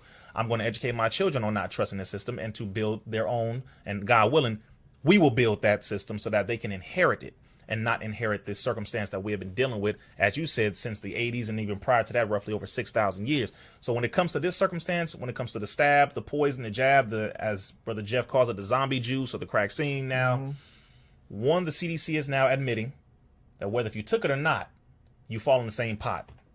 Literally, they just admitted this roughly 5 days ago. Whether you took it or not, Expound. they stated that whether if you took it or not, you can receive the virus. It can be transmitted. We said that. We told people that. That doesn't matter if you get it or not. They said, well, no, it's going to prevent transmission. We said, no. From the very beginning, we kept telling people, no, it's not going to prevent transmission. According to the scientific papers, according to the data, according to the peer-reviewed studies and journals that the vast majority of human beings do not read, don't have access to, nor do they even know how to have access to them. We told everyone, whether if you take it or not, it's not going to prevent you from getting the virus. It's not going to prevent you from spreading the virus. It's not going to prevent any type of severe illness, and it will not prevent hospitalization, contrary to what they have lied and told you. Guess what? So far, they have admitted, yes, you're in the same pot, whether you took it or not. Okay, this is critical. This is number one. Number two, they have admitted, well, there are new variants, different viruses coming out, and we don't have a way to solve that problem. Okay, we told everyone that that's going to happen. Number three, they are literally now coming out saying that there is a new virus roughly every 72 hours, brother. Yesterday, a new virus popped up. 3 days before that, another virus popped up. One that came out of and emerged from the old school polio virus. They're saying it's now a new virus that came out of that. Brother, which we told everyone, one, long before these jabs or poison stabs or Churxh came out, this dispensation of them, I was telling people about something called Healthy People 2020, where they were saying that we need to have roughly 90% of the population injected. This was in the mid 2014, 2015. I was telling people about this. I said they're pushing to have that, which means they're going to have viruses, which means they're going to have different stockpiles of Churxh or jabs or stabs or needles in warehouses. How many of these jabs from the last virus, the CV-19, have they not used? Over 100 million doses that are currently in warehouses. So waiting. So, on deck for something. Which have been invested in, which have been paid for. So this means what? We need to get these things injected into people. So what does that mean? Well, we can't just inject it into them without any reason. We have to give them a reason. So what does that mean? We have to have another virus pop up to justify injecting them with these stockpiles. The shoe booty virus. Okay. So at this point, brother, every single thing that we have been talking about is happening. So now they're easing guidelines. You don't have to stand 6 feet away anymore. If you got sick, you don't have to quarantine anymore. All these different things. Like, wait a minute, hold on. Wait a minute, wait. All the things that you fired people for, all the things that you attacked people for, you smeared their name, you attacked people and told them, we're going to take away your child if you don't take this, you can't travel if you don't take this, you're not going to get your job back, we're going to suspend your license, we're going to remove your credentials if you don't take this. Now you are slowly rehiring people who have not taken it, just so you know. Tons of hospitals are now rehiring people. Wait a minute. You are now apologizing and giving back pay to some people who have been fired for not taking it. Brother, it's like, wait a minute. They have attacked roughly, by the way, nearly, what is it, in 2020, toward the top of 2020 or 2021, there were nearly 40 million unemployed in America because of the lockdowns, which they also admit had no scientific basis. Brother, I'm telling you, every single component that we have mentioned has now come out, and more will be coming out. So here's the last thing I'm going to let everyone know, which is what they are trying to do is get around the liability factor. Because if they admit certain things that can legally justify class action lawsuits, then they will be held with one of the largest lawsuits in U.S. history, and that is what they are trying to avoid. Because they have experimented on over 1 billion people on the planet, and over 200 million people in America took it. So at this point, if they are sued, America does not have the money, but they're going to have to print it up, just like they keep giving billions to the Ukraine and other areas. They're going to have to print up something to make up for the damage that they've caused. Okay. Slow down. I know there's a lot. Yes, I was going to say, I know it's a lot. Brother. Go ahead. I know. I knew you was going to do it. I knew somebody else just got out the way. Just let him run. Just let him run. Okay? This ain't no cart. You don't just roll him up in the boat. Right. It's a blue marlin, dude. You gotta let that dude run. You gotta the right boat. You can't just break your back, brother. Bruh. So wow. Go ahead. Let's dissect it, brother.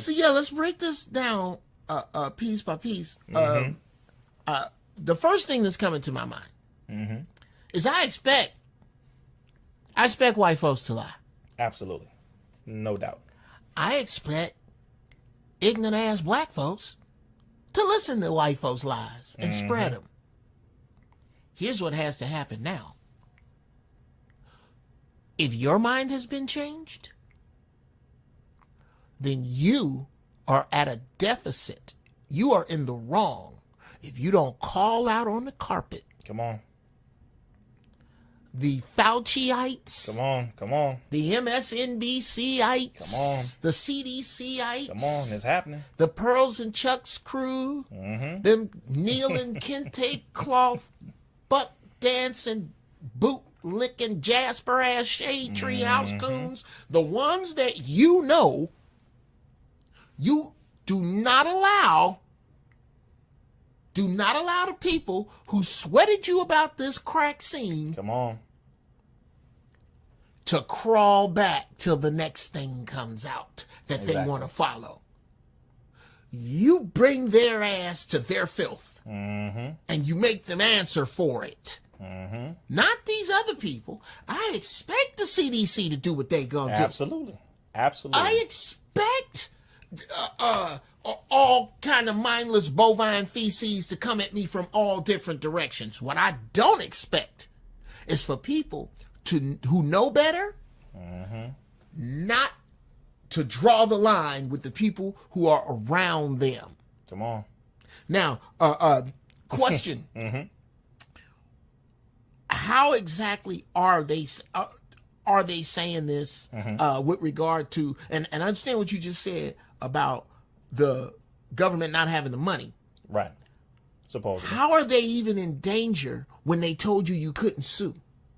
That's a good question. Yes, go down the road of can't sue. Absolutely, which is that's the liability side of it. So for those who don't know, at this point, prior to 1990, you had something called the NCVIA, or the National Childhood Vaccine Injury Act of 1986. After that, you had the ability of pharmaceutical companies to not be sued. They also added tons of different ingredients into the mix of these shots that synergistically, meaning combined, would negatively affect the human body far worse than what people could ever imagine. Sure. So they started adding more ingredients because they knew, we're not going to be sued, so we can toss pretty much anything. Okay, no, hold still. Hold that thought right there. Okay. 1986. Let's back up to synergistic. Yes. Okay, and how this works. Let's just say that you're used to maybe I take some Tylenol with codeine, and if I take 3 instead of 2, that might be the last headache, brother. Yeah. And I like how I feel when I drink 3 Heinekens. Dang. If you drink 3 Heinekens with 3 Tylenols, you will be carried by 6. Right. Now, neither one of those will kill you by themselves, but you put them together and they do some unspeakable shit to you. So that's the synergistic effect of these chemicals that are being put. Keep going. Right. When they're combined in these needles, they affect the body in more horrific ways than if they had. And let me know if you want me to throw something up into this. I'll throw it up here. Absolutely. I was going to say that. So that's the first point that people should know when it comes to how is it that they can't be sued. What does that mean? Make sure you know about the NCVIA 1986. That is the first thing you want to look up. From that point, you'll realize, okay, so they are exempt from liability, meaning you can't sue them specifically, but at the same time, with all the loopholes that they may have. And this is the last part of it that I have to let people know, and that I continue to let people know. Legality does not equal morality. So even if it is legal, it doesn't make it moral. At a certain point, nature kicks in when it comes to survival, my brother. When you start experimenting on me, then you experiment on my parents, then you move over to my grandparents, then you start targeting my children. At that point, I don't give a damn what legal thing you put up. There is a law of nature where I must do what is right to protect the lives of those that I love. Absolutely. At that point, that is it. Because these companies are doing things that are not illegal, but are absolutely inhumane, immoral, unethical, experimental. They violate all of the Nuremberg codes when it comes to human experimentation and when it comes to the Geneva Convention. They know what they're doing. It is wrong. It is evil. It is wicked. But because they try to hide behind that exemption of liability, they think that's going to hold them. It's not going to hold them, brother. And there are people, by the way, who are suing, because here's one way that people have been sued. Maybe the pharmaceutical companies couldn't be sued directly, which they have been. Pfizer is one that has been exposed. So Pfizer is now revealing their documents, which in the documents, it revealed that they knew what these shots did when it comes to heart attacks, myocarditis, heart swelling in children specifically. That was revealed. It's starting to come out that they knew the stuff that is happening right now that people are saying has nothing to do with the crack scene. They knew about it during the trials because it showed in the documentation that was just exposed. The dates, it shows everything from the Freedom of Information Act request, specifically from Pfizer and some from Moderna and Johnson & Johnson. So, and I was going to mention one more thing. People who... Look here, man. All right, look. You already took your shoes off. Right. Okay. Okay, you won't smoke no weed. You can have all the weed, brother. You could... We could not smoke all my weed Right, if we tried. You don't want none of that. I got juice downstairs. Right. You at the crib, bro. Whatever you can just keep talking. So I'll say it this way. That's one other area, but for people who may think, okay, they just got away with it, man, and we might as well not even try to fight them. They got away with it. No. The people who promote it to you to take them can be held liable. This includes the medical professionals. This includes the nurses, the doctors, hell, the EMTs. This includes the people who are saying, yeah, you should go take that. Yeah, you should go. Because now you have encouraged people to take something that is experimental, that is unsafe, that is not effective, that is now admitting to cause certain neurological damage, physiological damage to the body, nerve damage, damage to your heart, etc., etc., etc. So now at this point, people who are a party to that, you know how when one of your homeboys get caught, or both of y'all get caught up, you all both get arrested. Accessory. Battery of sold crime. separately, other vehicles not included. You see what I'm saying? So you are an accessory to a crime. You can't take yourself out of this and say, no, I had nothing to do with it. No. You promote it on TV. You promote it at the doctor's office. You promote it at the school. You promote it near the court. You promote it everywhere and told me to take it. So you have to be held liable. Everyone who promoted it, brother, including artists and celebrities, can be held liable because you promoted something that causes damaging effects to the body. And if I'm not mistaken,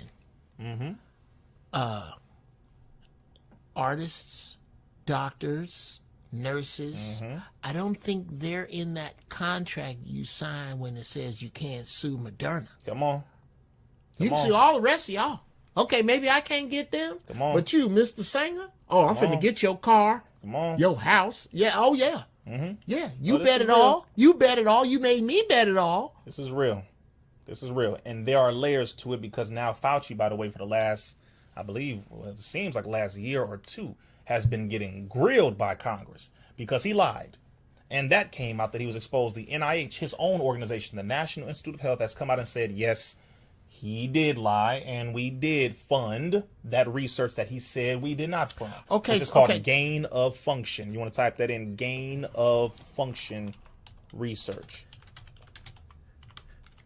Gain of function research. Congressman Rand Paul has been grilling Fauci like he's his father. He has been grilling him thoroughly. Okay, big question. I think there's a mistake that we are alone. Our numbers are small. Oh yeah. Come on. They are minuscule. That as again, one of the reasons that one amongst the reasons that I no longer write for the D.L. Hughley radio show was that they had a mandate that anybody that walked in this building had to take the zombie juice. Well, wait, you gotta say that one more time. Say it again. Say it again. There was a mandate at the Rick D Studios, which is here in Burbank, that said that anybody who come in this building, if you're gonna work here, you're gonna have to take the zombie juice. And you said one reason why, because you said for you were writing for who now? D.L. Hughley. Okay. And these are facts. Yes. Now, those of you who know me know I've known Daryl Lee Arthur Hughley for over 30 years. That's my man. But on many things, we disagree. This is one of those things we don't debate in public because our politics are just too different here. And I wasn't going to take the zombie juice, and we're going to take this little detour real quick. Yes, sir. Because I submit to you that I have always been aware that, and I am as close to a free man as a black man can be in this country, in that I am connected to source. And source feed me. The rest of the source is the tree. The rest of you niggas is just leaves and branches. Come on. I get it from the source. So because of that, I was able to walk away from a job that paid me well and pray to the Creator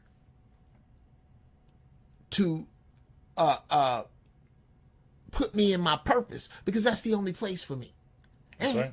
it's the only place for you, especially if you are not with this. Now, to get back up on the road, how many people now, Brother Riza, because it's real easy to just dismiss politics and politicians, and to dismiss doctors, and to because of what mainstream media tells you.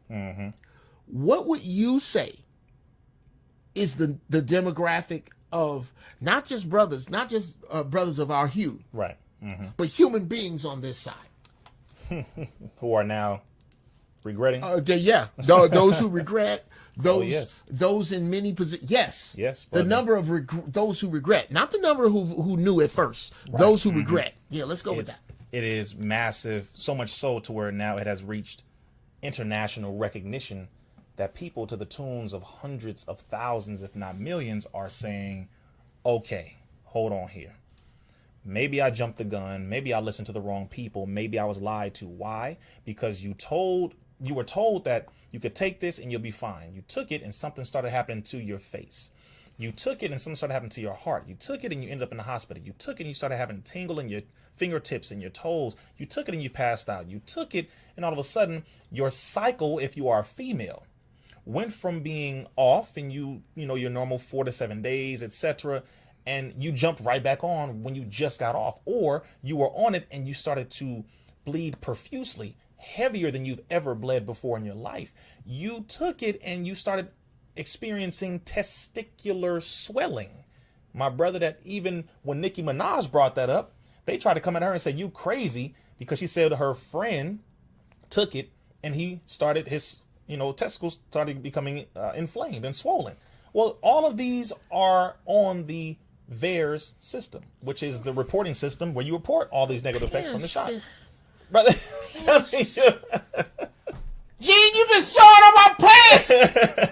Pants don't lay on my leg the same. I'm telling you, brother, people were like, what is going on here? So many, brother, I'm talking about over 1 million reactions reported.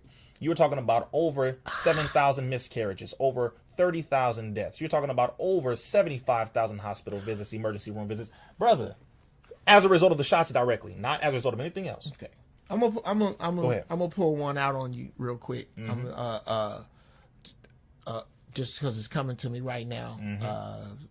A mild, I don't know if you want to call it a surprise, but I have cats that follow me, my nephews and some young Jedis that I'm working with.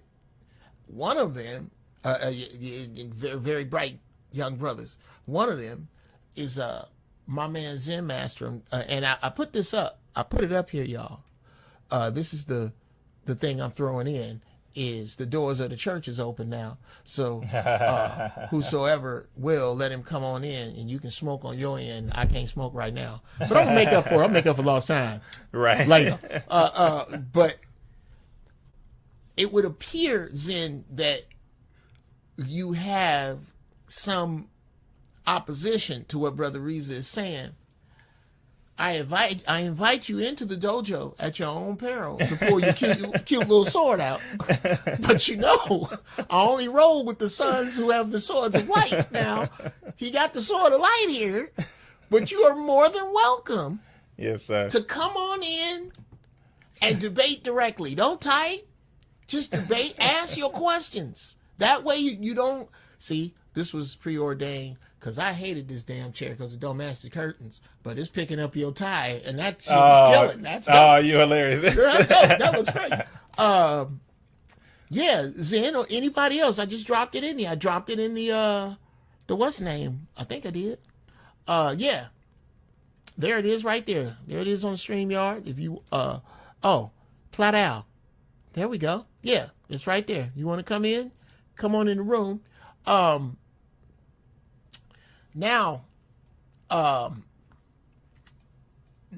question about it, brother, because I have, and this is on some wild existential. I'm not going. Oh yeah. Well, first, while it's on my mind, shout out to Brother Minister Louis Farrakhan. Yes, sir.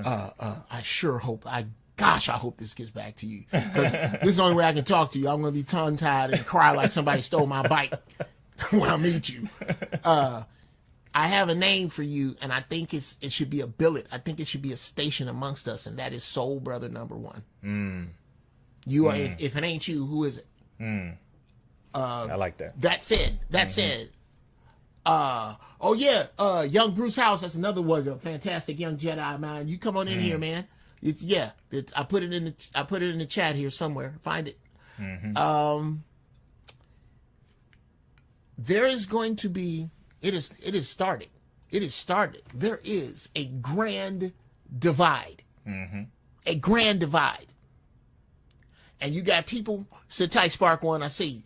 You have people on both sides of this. This has split husbands and wives. Absolutely. This has split fathers, sons, employers, employees, Destroyed church families. members. This has cut down lines. And what I believe is, unlike what we have been told, that only tinfoil hats and right-wing extremists and fake hotep niggas is the only ones that didn't take the zombie juice.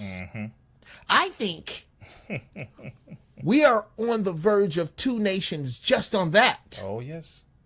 Expound, brother. First thing is, a large percentage of those who work for the CDC, who are the staff in CDC, who are the staff at Emory next door, who are the staff at HHS, who are the staff at the FDA, a large percentage of all of them have not taken the shot. Make this very clear. They have not taken the shot. Again, I don't speak from learning it from people on the internet. I'm talking about from those who work in these fields, in these areas directly. Whistleblowers who I know and speak with, meet with, who are my colleagues, who I soldier with on this journey directly. They have not taken it, and they have made it resoundingly evident that they will not take it. Now, the only reason why the majority of people would try to argue right now is because they took it and they are regretting taking it. And here's a thing that I'm going to say so that we can all humble ourselves. You were lied to. And this is the reality that we all have to deal with, brother. We were lied to so slick by people who are close to us, and we believed what they said.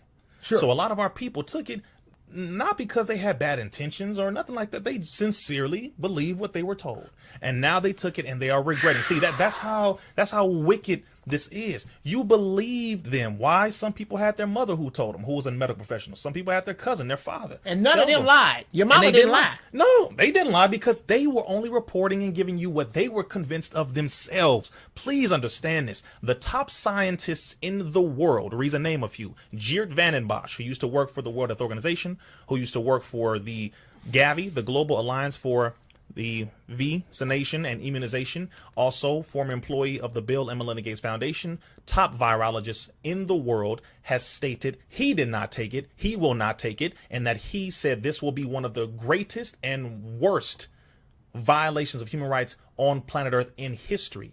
Number 2, you have someone by the name of Paul Alexander, PhD, epidemiologist, former HHS scientific advisor, former advisor to President Trump when it comes to scientific advising, who also stated, no, he did not take it. No, we should not take it. No, the children should not take it. And 3, by the way, who I will be conducting a class with on the 20th, exposing all of this as well. I can go down the list with more scientific people, those with the degrees, those who work for these organizations, what have you. So at this point, brother, the level of regret is justified because the people were lied to, including the medical professionals who took it themselves, including the people who got the degrees to go to school for this, who believed in this.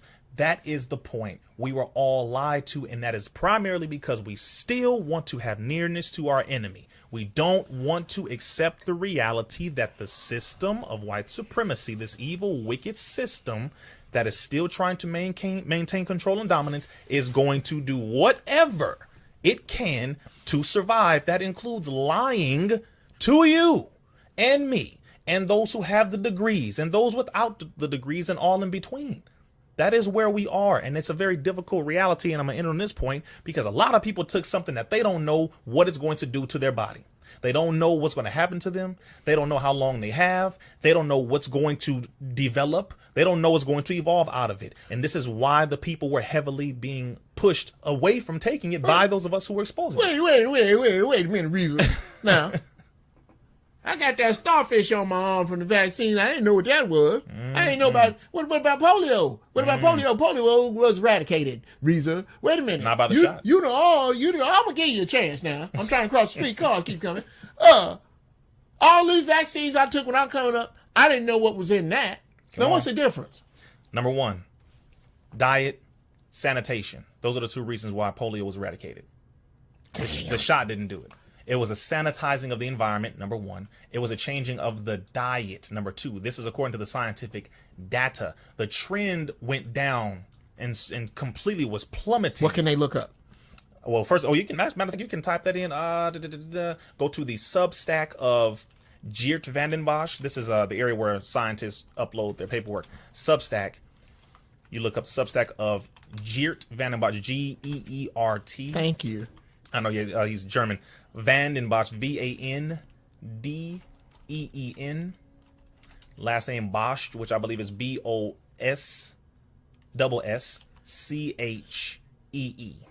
And his name will pop up when you see it, so you can look up his Substack, look up the Children's Health Defense, which is Robert F. Kennedy, and he has a large number of scientists who contribute to that. Yeah, make sure you type that in. The Children's Health Defense, where you can get this data. Substack from Geert Vanden Bossche, Substack from Paul Alexander, Telegram, and I believe she has a Substack, but if not, the Telegram of Dr. Christina Parks, cellular and molecular biologist who has the qualification to debate Fauci if you want to go there to say what are their credentials, etc. Also was funded by the NIH for the work that she was doing as a scientist. Yeah, that's for you Jasper ass shade tree house coons who whenever somebody question your master, you jump out and ask what's that nigga doing on that nag. Yeah, that's your ass if you got to look it up. These are colleagues. These are people who I personally know, talk to, cross-reference scientific material, data with them, sure, etc. So again, this is not I'm just tossing out names. I'm giving you names of people that know me. I know them. They have validated my work, and of course, their work is validated, and I validate theirs as well. So yes, and the main thing I'll say is, for those who want to say anything, and I know we got to bring our brother in, he's been waiting. Mm-hmm. For those who have anything to say because you took it, don't feel like you have to defend your decision. Trust me when I say this, you are not adequately equipped to defend that because none of you know what is in it. You don't know the long-term effects. Why? Because they don't know. You don't know what is going to evolve as a result of it coming into contact with your specific genealogy, physiology, or biochemistry. You don't know. You don't know. And I'm saying this because the scientists at the top, they don't know. So this is a point where we have to humble ourselves. But I will say everyone who did take it should do their best to detox. And there are a number of those things that have been exposed by different scientific professionals, etc. Please do your best to detox. Yes. And my guy asked Brother Riza, what type of supplements do you take? Oh, yes. First off, very good question. You want to make sure you are taking lots of vitamin C. Point number one. Vitamin C for the overall immune boosting circumstance, lots of water. Number two, you want to make sure you are getting in your magnesium, calcium, and make sure you take your magnesium with zinc. Zinc and magnesium, very, very key when it comes to them enhancing the positive effects together as minerals. So you make sure you put those together, you take those. And this is just general information, overall health. Make sure you are drinking lots of water, of course. There is a supplement that I take called The Answer.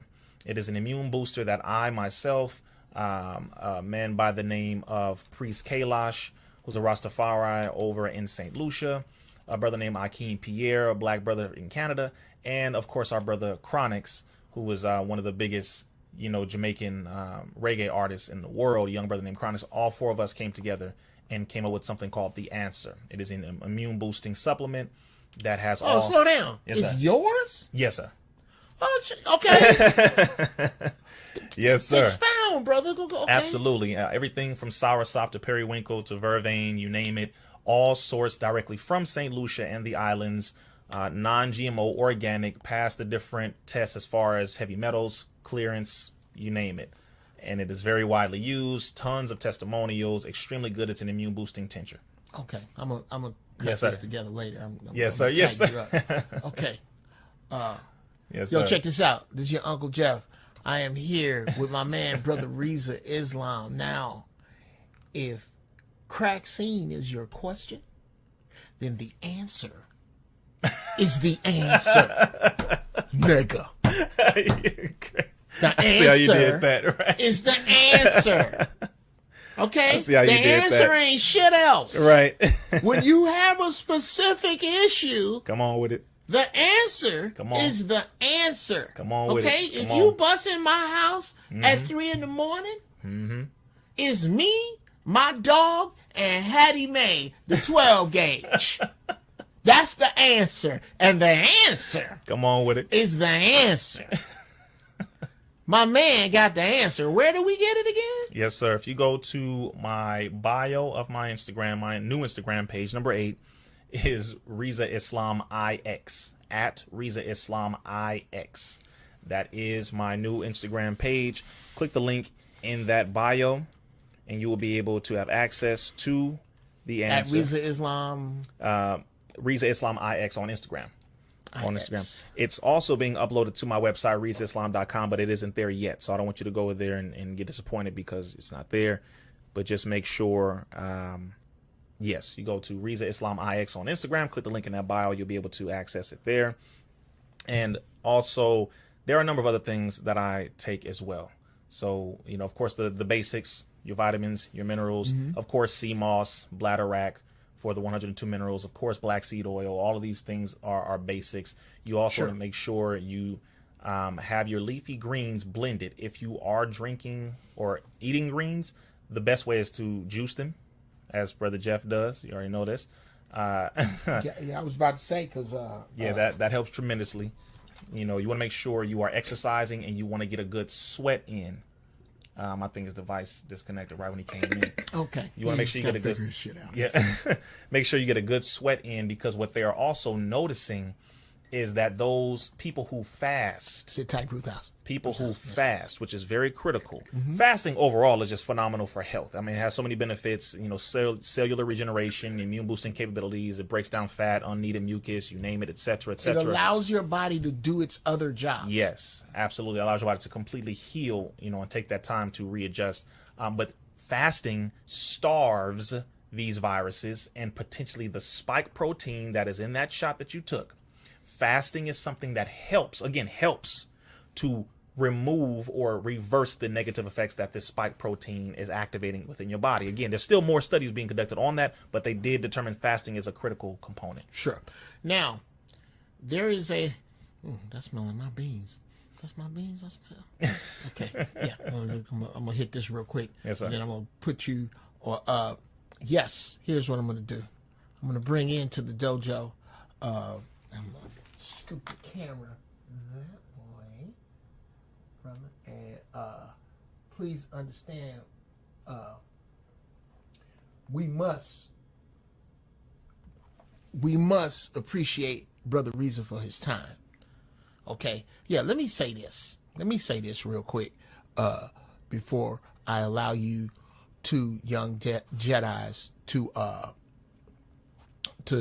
spar with this master Jedi that has come in here with us today. Okay.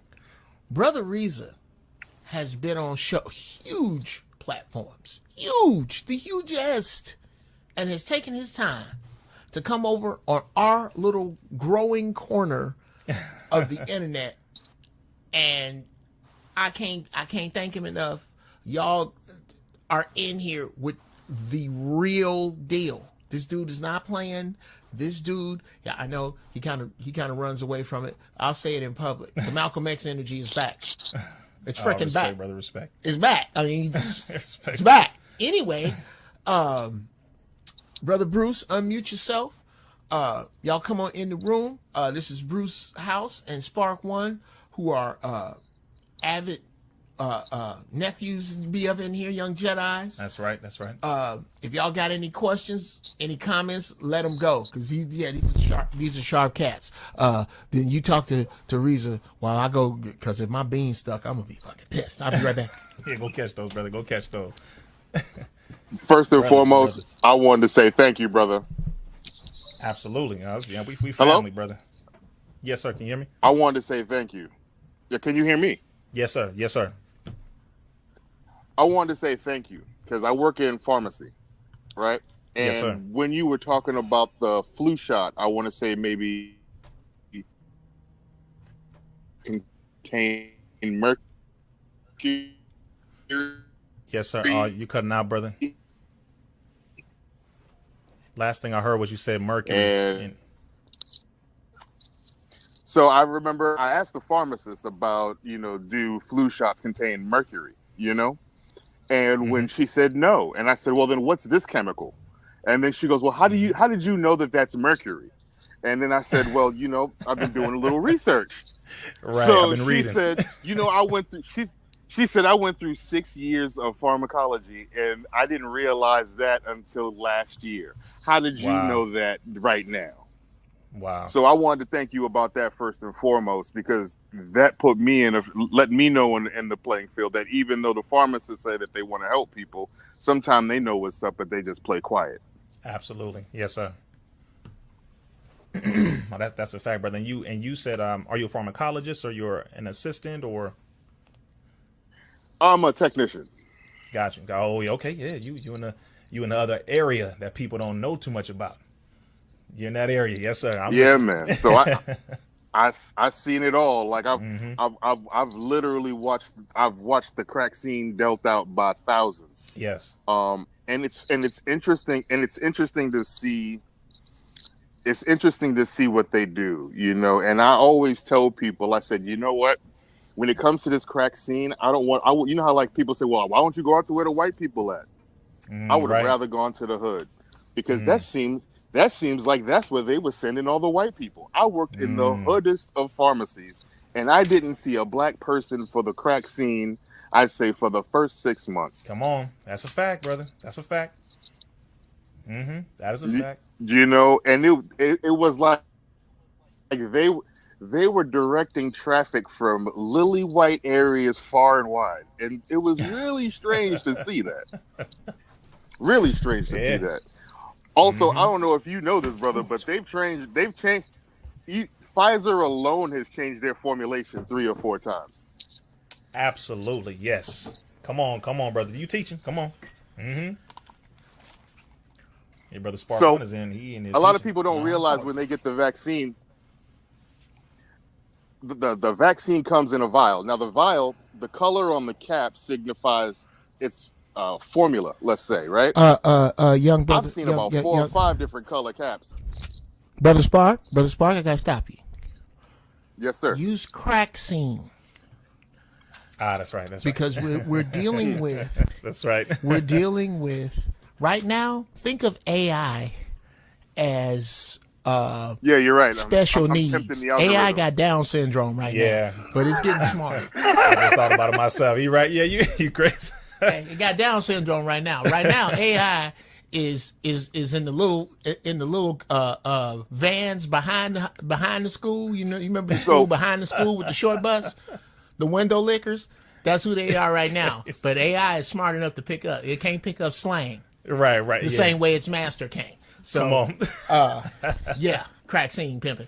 Let me bring in. The juice has a couple of different. Yeah, the juice got a couple different flavors that they brought in over the last couple of years.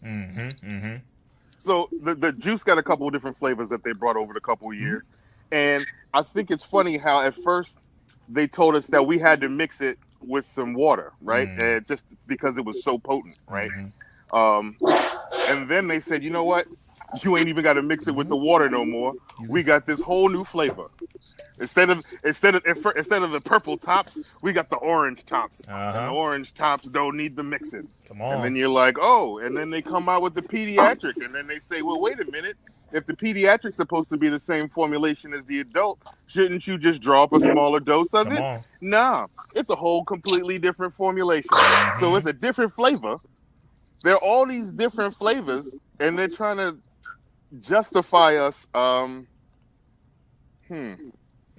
Okay. taking the Kool-Aid, so to speak, as the euphemism. Yeah. Let me stop you there. Let me stop you there, brother. Speaking the truth. speaking of what you can do against any virus, any germ.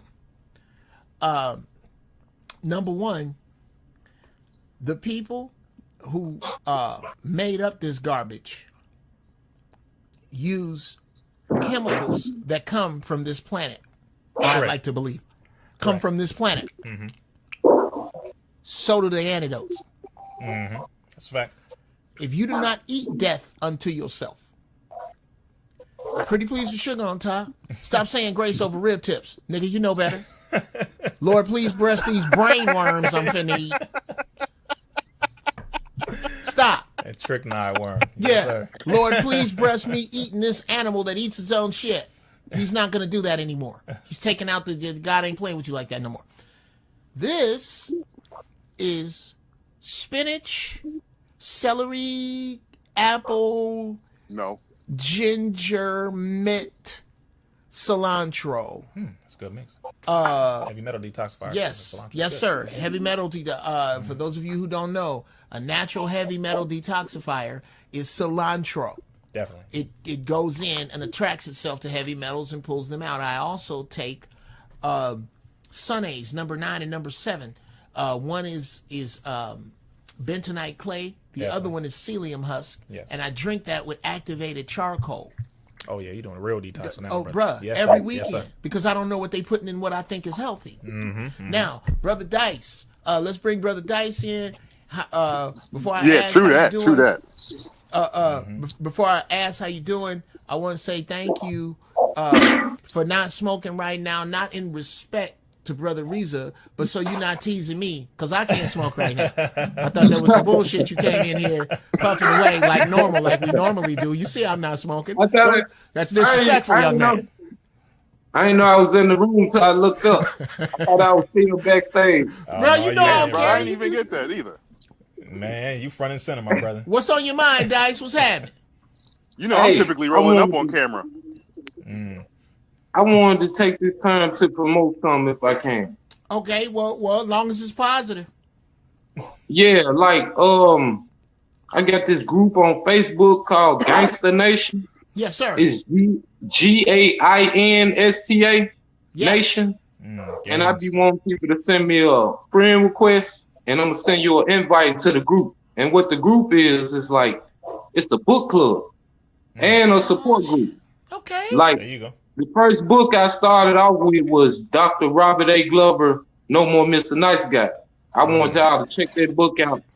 But I made videos, and it's like 10 videos in the group right now, from the intro of the book to the end, to the last chapter and the epilogue.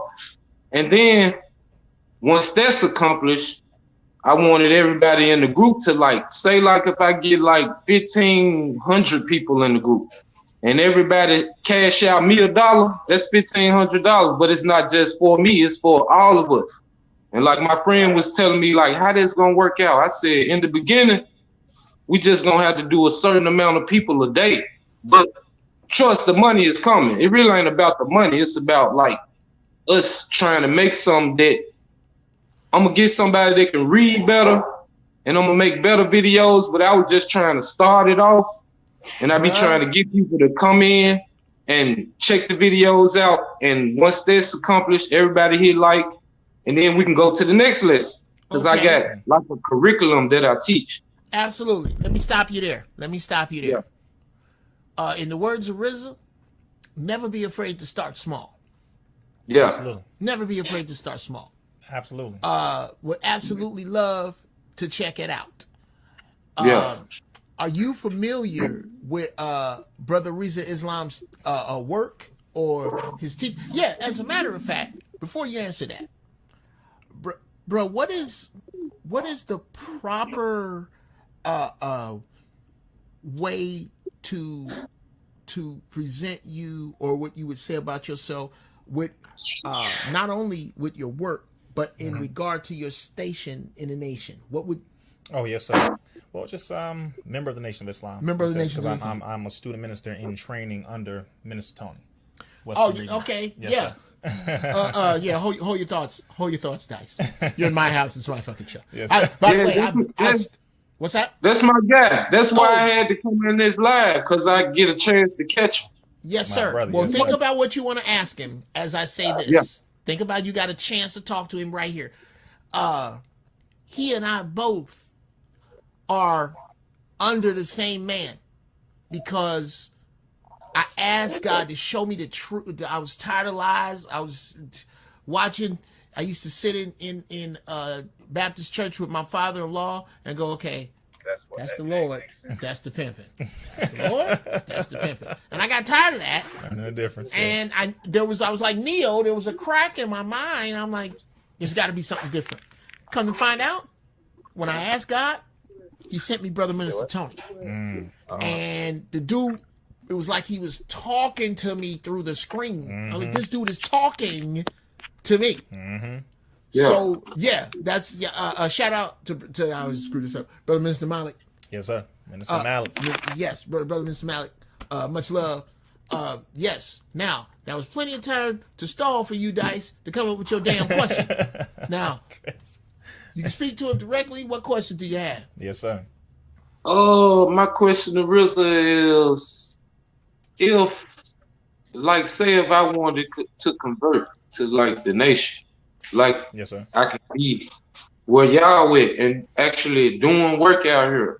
You know what I'm saying? Like, all I do, I be in the hood, me and my girl, and I be trying to do my music and stuff. I'm a producer, but I know it's something bigger than just riding away in your neighborhood. Nigga, I want to get out here, you know what I'm saying? How could I go about that? Like, Absolutely. Well, first, let me ask you this. What city are you in or located in? North Memphis, Tennessee. Memphis. Oh, yeah, Memphis. We got a cold mosque over in Memphis. That's brother, Tennessee's brother Demetric, I believe, is on our research team. So I'll say go to the local mosque there. Let them know that brother Riza. As a matter of fact, I'll get your info. You know, make sure you send it to brother Jeff, DM it or message it. I'll get that sent to the minister there, and I'll have the brother captain. I'll let the brother captain know about you, so that way he can contact you directly.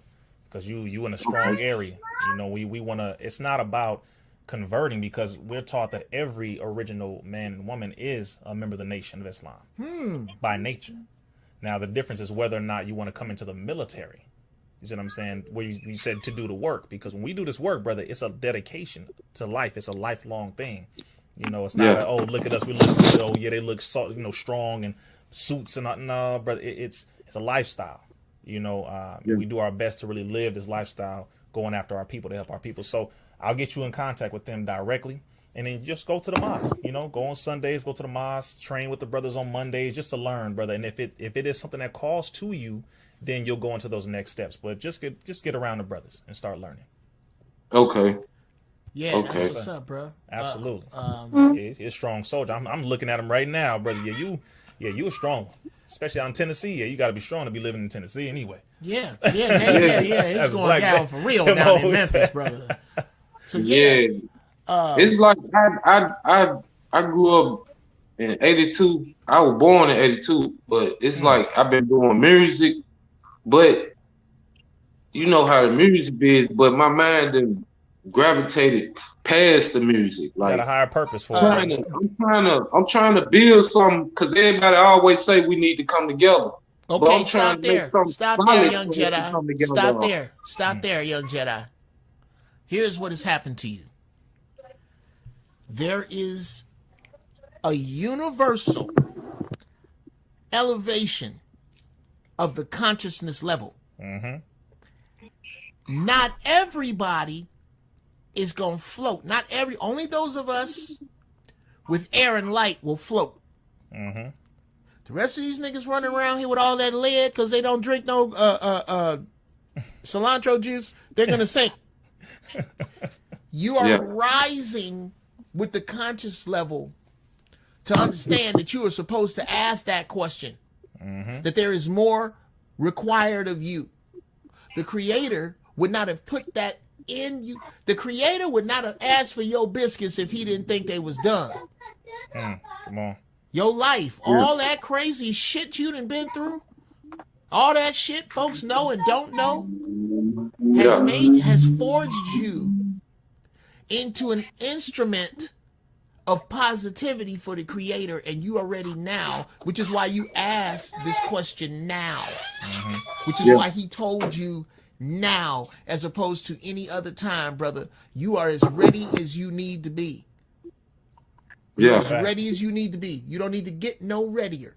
Go on down to the mosque and find them, because you know what happens when you try to get ready? You go get shit you think God won't. You think God wants you to have. God don't want you to do shit but show up. Go down to the mosque, brother. And speaking of that, I had that as a question. Brother Riza, I gave this as advice to somebody on a show once. I said, I can't speak for the nation. I'm not a member. I don't. But if you were, this dude asked me if a girl found herself on the street and in trouble, what would you tell her to do? I said, what you need to do. The people who seem to be in Congress with one another, in love with one another, in work with one another, are the people in the Nation of Islam. Sister, make your way to a mosque and ask them what they can do for you. Absolutely. And the other question was like, well, could I just go to a regular black church? No. Go to a mosque. Good luck with that. Yeah, go to a mosque. Find a mosque. I ain't saying these people are perfect. Right. Nobody is. Right. And our family at the churches, there are some churches that have some resources as well. You know, so definitely, depending on your circumstance, you know, I definitely will advise you to go to the mosque, because we do have tons of resources. And then we can direct you. If we don't have the direct resources, we can direct you to those that do, whether it's food, clothing, shelter, get a job, you know, rehab, you name it. There's too many resources out here not to be spreading around. It's just so many people are selfish and they don't want to really help the way they make it seem. Okay, brother Bruce House, Spark One. Yes, sir. Speak up, man. He's right here. What's on your mind? Am I clear? Yeah. Yes, sir. Can you hear me clear? Yeah. Oh, okay. Knock it out. Okay, so I guess a two-part question. Is, as a brother that's doing the work, I understand that you have, you know, there's people you do business with, but is it a statement of fact that we don't have no friends as a people? No, I will say it this way. We are the majority on the planet, so that statement is not necessarily mathematically precise. We make up the majority of people on the planet Earth. So in order for that statement to be an actual fact, that means we'd have to be the minority. So I have to say it this way, because I know our beloved, I believe it was Dr. John Henry Clark, I believe, is who made that statement. And when he was making that statement in a debate, actually, with a European, he was making that statement saying that when it comes to their side, meaning when it comes to white folks, that we as melanated people do not have friends. We have no friends. He was saying from their side. He wasn't saying melanated people don't have friends in other melanated people. He was saying when it comes to the Europeans, that none of them as a collective group are our friends. And that statement I absolutely agree with to this very day. I do not trust them as a collective group. Now, are there individuals who have proven themselves to be allies because of work that they have done, actual results, tangible things they have helped us to do, individuals? I'll just say when it comes to this whole crack scene injection circumstance, the person who brought me the information about what they were doing to black boys way back in 2014 was a Caucasian woman. You see what I'm saying? I'm not going to cap here. I don't need to lie, and I'm for damn sure not going to cap and big up white folks, but I have to speak the truth where it is. So it doesn't matter, you know, at this point, it's just the truth. It was a white woman that brought me this information. Here's the major problem. A lot of black people knew about it, but they weren't speaking up because they had sold out. This is the fact now. She referred me to two other Caucasian women who went into more detail. Then they brought Robert F. Kennedy Jr. to me. And then Robert F. Kennedy Jr. was brought to me in the Dr. Brian Hooker, who was also a scientist who works here in California, who teaches in California, who recorded the phone call of over 5 hours, I believe actually collectively over 8 hours, with Dr. William Thompson, senior lead scientist over the CDC's crack scene division, who revealed all the data to us. So it was predominantly white people who brought out this information that helped your brother Riza Islam, the Nation of Islam, Minister Farrakhan, Minister Abdul Malik, also known as Minister Tony, and all of us. We were able to bring it to the world at the 20th year anniversary of the Million Man March, to where over 1 million people roughly 1 million people were there in person, and over 1.3 billion people in 42 countries were finally able to hear that this situation that is far worse than Tuskegee was happening. So I have to make that statement very clear. So individuals, possibly. But as a collective white folk, no, we do not have friends when it comes to the Europeans collectively. That statement is still fact today, but I have to just clarify that we are the majority on the planet Earth, so therefore we are friends among our own people if we do it right. Here to co-sign and gatorback on what my man just said. Gatorback. We don't piggyback anymore. No, we don't do that. That's a fact. We don't do that. Unless and until your white friends and counterparts entirely defect from what is their predominant culture, meaning everybody got a white Mike. Everybody got a white boy in your neighborhood. White Mike can skate his ass off. We had an Asian dude. I got to shout out to Davy Durong. What's up, man? Get in touch with me. I grew up with a dude named David Duong. David's father brought him back from Vietnam in a bag.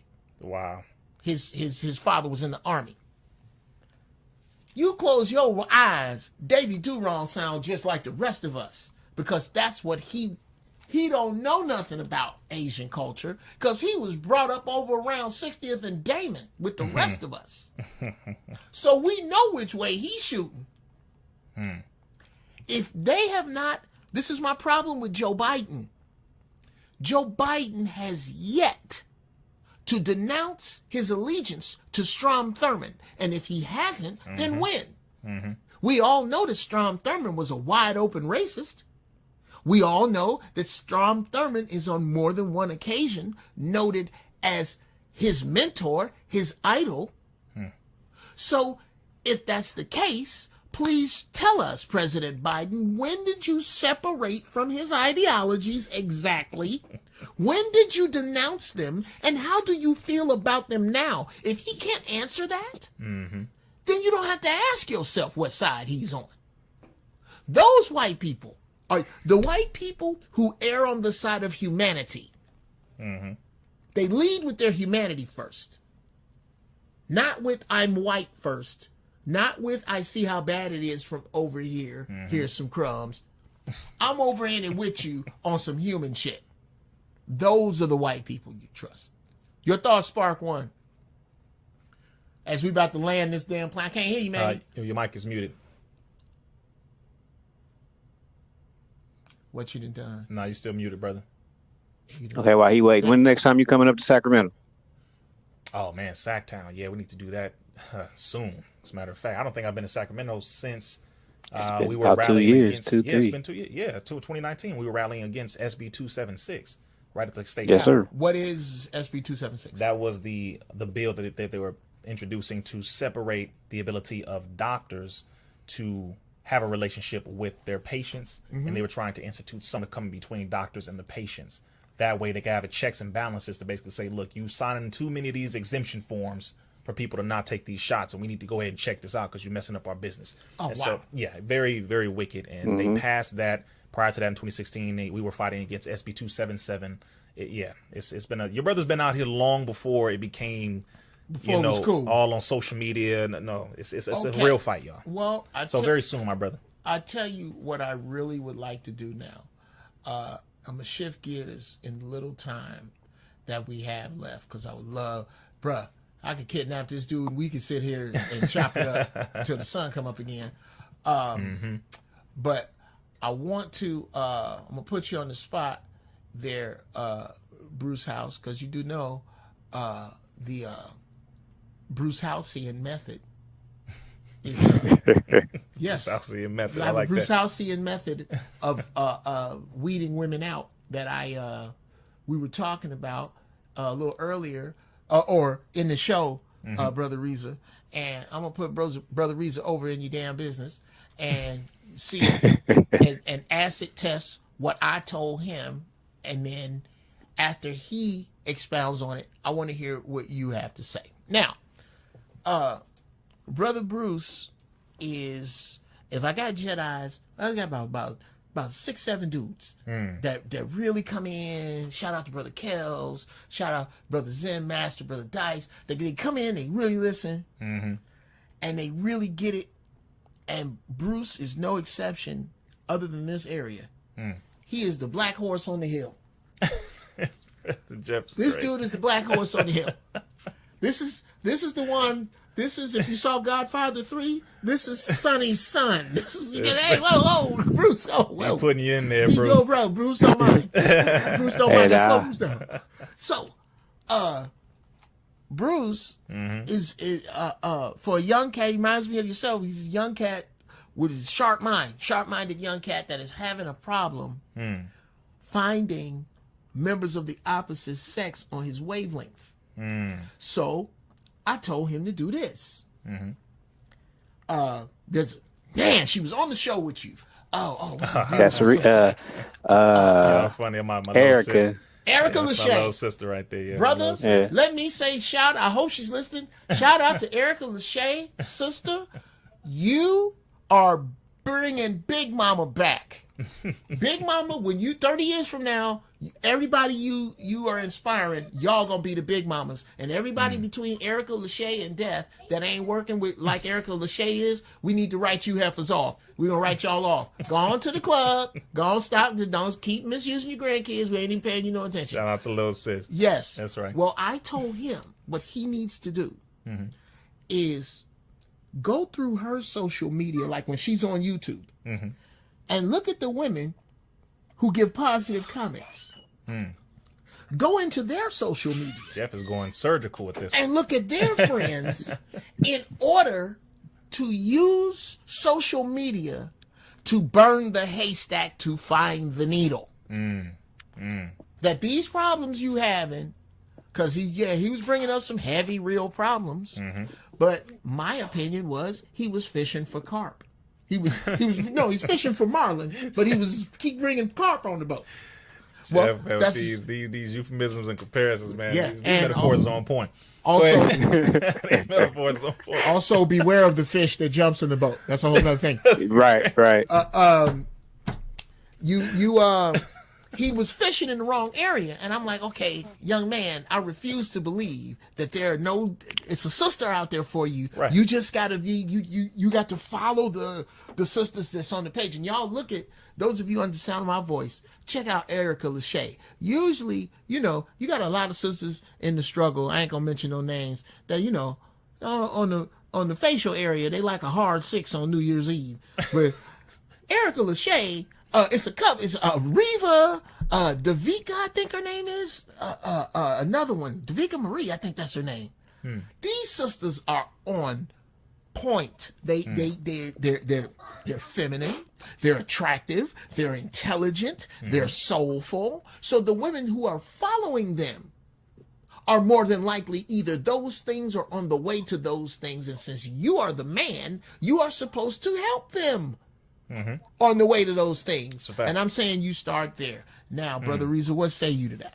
Man, very, very good assessment, Brother Jeff. I'll say that was a very good assessment of analyzing just how the government looks at guilt by association. You should look at production by association. You should look at those who are successful, and then you look at the group of people they have around them, because you are the sum total of those who you have around your environment. So I'll say it this way. The Most Honorable Elijah Muhammad said that we need to get together with 5 to 7 like-minded people. If you look at who you have around you, that will tell you about you or the lack thereof. Number 1. Number 2, he also said self-improvement is the basis for community development. If you want to look at how society is, it's a bunch of people who don't work on themselves. So if society in certain areas looks very good, then those people in that area clearly work on themselves spiritually, mentally, physically, financially, familially, etc. But if you are looking in a society in a certain city, town, county, etc., and it's decadent, is destroyed, is horrific, of course we know the system has their major hand in it when it comes to what the chemicals they use, the environment, the schooling, educational system, all of that we know, politics. But then it's also the individuals who feed into it by way of them not working on themselves. When you want to attract someone, you have to become that thing that will attract that someone. A person who wants to go and buy fish, for example, as what Jeff is saying, where do they hang around? What environments do they go? What do they go to? People who like a particular thing hang out in those areas that are connected to that thing. Absolutely. So if you are working on self-improvement, that's number one. Then go to the other areas where people are also working on self-improvement. You want to get better with your spirituality? Go to the areas where people are also working on their spirituality. You want to get better with your finances? Go to the areas where people are working on improving their finances. This is very basic when it comes to a mathematical equation of 1 + 1 = 2. Some people try to argue that point, but for basic mathematics, 1 + 1 = 2. Work on self-improvement and you will attract that. Here's another thing I'm going to say really quick. Don't get involved in these gender wars that people are sparking up all over the internet, because now people are making these statements that are so, I'll just say it this way, they are so fucked up. Nonsensical. They're so nonsensical. They're so backwards. They're so mathematically inaccurate. Like when people say there are no good men. When women say that, wait, sister. Okay, 7.7 billion human beings on planet Earth. Women outnumber men roughly 11-1. And in America, you're telling me with the tens of millions of men and the tens of millions of women, not one good person exists. No, your mind is set on trauma mode. So you can't see the good man because you are too busy being negatively affected by the bad ones. And that goes for the brothers as well. You can't see a good woman because you're still burning from the last relationship, whether if that's physical or otherwise. You are still burning from what happened to that one. So you cannot see her. She may be the best woman for you, always showing up, always supporting you, always giving you love, advice, upliftment, encouragement, but you don't see that she is sincere and a good person. Why? Because the last relationship stung you so bad that all you continue to think is A = A. She is going to do the same thing to me that the last one did, because all of them are the same. This is what trauma sounds like. And we do it to each other. When it comes to brothers, we do it to our women. Then the women do it to us. And then what does that do? Justify us going out to another demographic of people and saying, well, my white boyfriend ain't never did that to me. Give it time. I've done it. I know. You already know. So don't generalize it.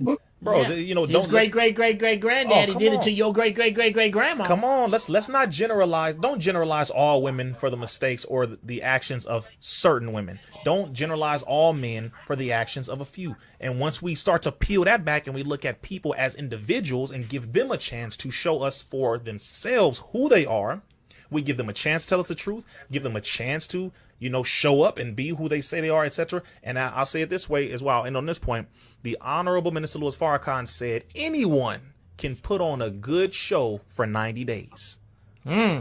So take your time. Take your time. In the words of my uncle Jerome, a bullfrog can hold his breath for 4 hours. It's real. No, that's real. Yeah. Very real. So take your time, and God willing, you will attract that thing. But again, water seeks its level.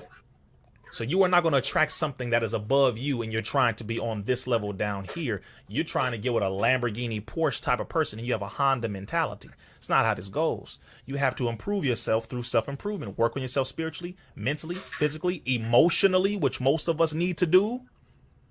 Emotional maturity and mental maturity.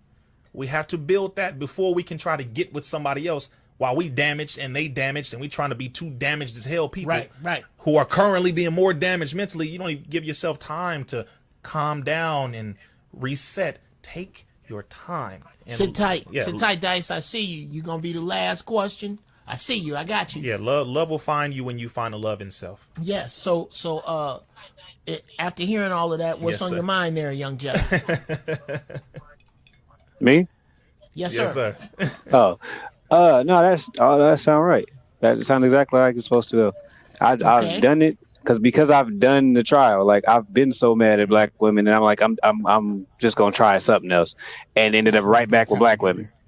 Oh yeah, come on, brother. And ended up right back with black women. There's only so much seasoned salt. There's only so much. Also, There's only so much casserole you can eat. Jesus Christ, woman, just go to my grandmother's house and learn something, Becky. I'll give you a ride. Okay, go ahead. I'm sorry. So, but you know, once it becomes what it is, it's like, all right, well, you know where home is, so I'm just trying to find the right house. Okay, and that becomes the challenge. Amen. So on that, young man, let me cut you off. So, how's your homework going? What do we have? What have we found? I haven't got into the comments. I was looking at stuff. I was listening and looking at stuff while I was at work. But I'm gonna get into it. I'm gonna definitely get to. Understood. Now that's the last time you can show it with your homework undone, there, young Jedi. Now next week. All right, first time and last time, because yes, last sir. time. And real quick question, my brother. How young are you, brother Bruce? 33. Oh, bro, yeah, I'm 32. Yes, sir. Yeah, no, we're in the same boat. You're not old. Switch that mentality off. Anybody listening, you're not old. Even Jeff, this brother ain't old, not even close to it. Thank You're you, brother. A young brother. He looks younger now than when I first met him. Yeah, do you know Just what? So you know. Thank you, brother. I'm serious. A lot young. I'm like, dang, I saw him. Like, hold on, man. What you? Well, here it is. This is, bro. It's that juice. You know what it is? I got diet. Serious. There you go. I got dead serious. I can see it. I'm back in the gym. There you go.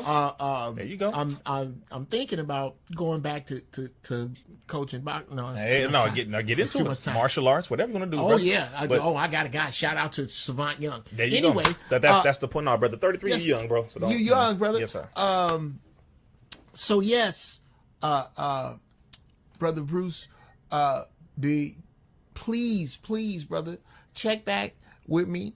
I want to know. It's this thing, brother Riza. When I find a good dude, I want to try to put. I you gotta get say it all the around time. I swear for God, I love black love. Yes, I'm trying to get more black love together. So please do that. And with that, Bruce, get the fuck out of the room. That's what I do. I hang up on people and I throw them out. But I love Bruce. But he knows that already. He already knows. That's what the fuck's going on. Okay. Yeah. This brother Jeff right here, man. That's that love right there. That is the official way people get put out here. I just get the fuck out of here. So, Dice, young man. Hey.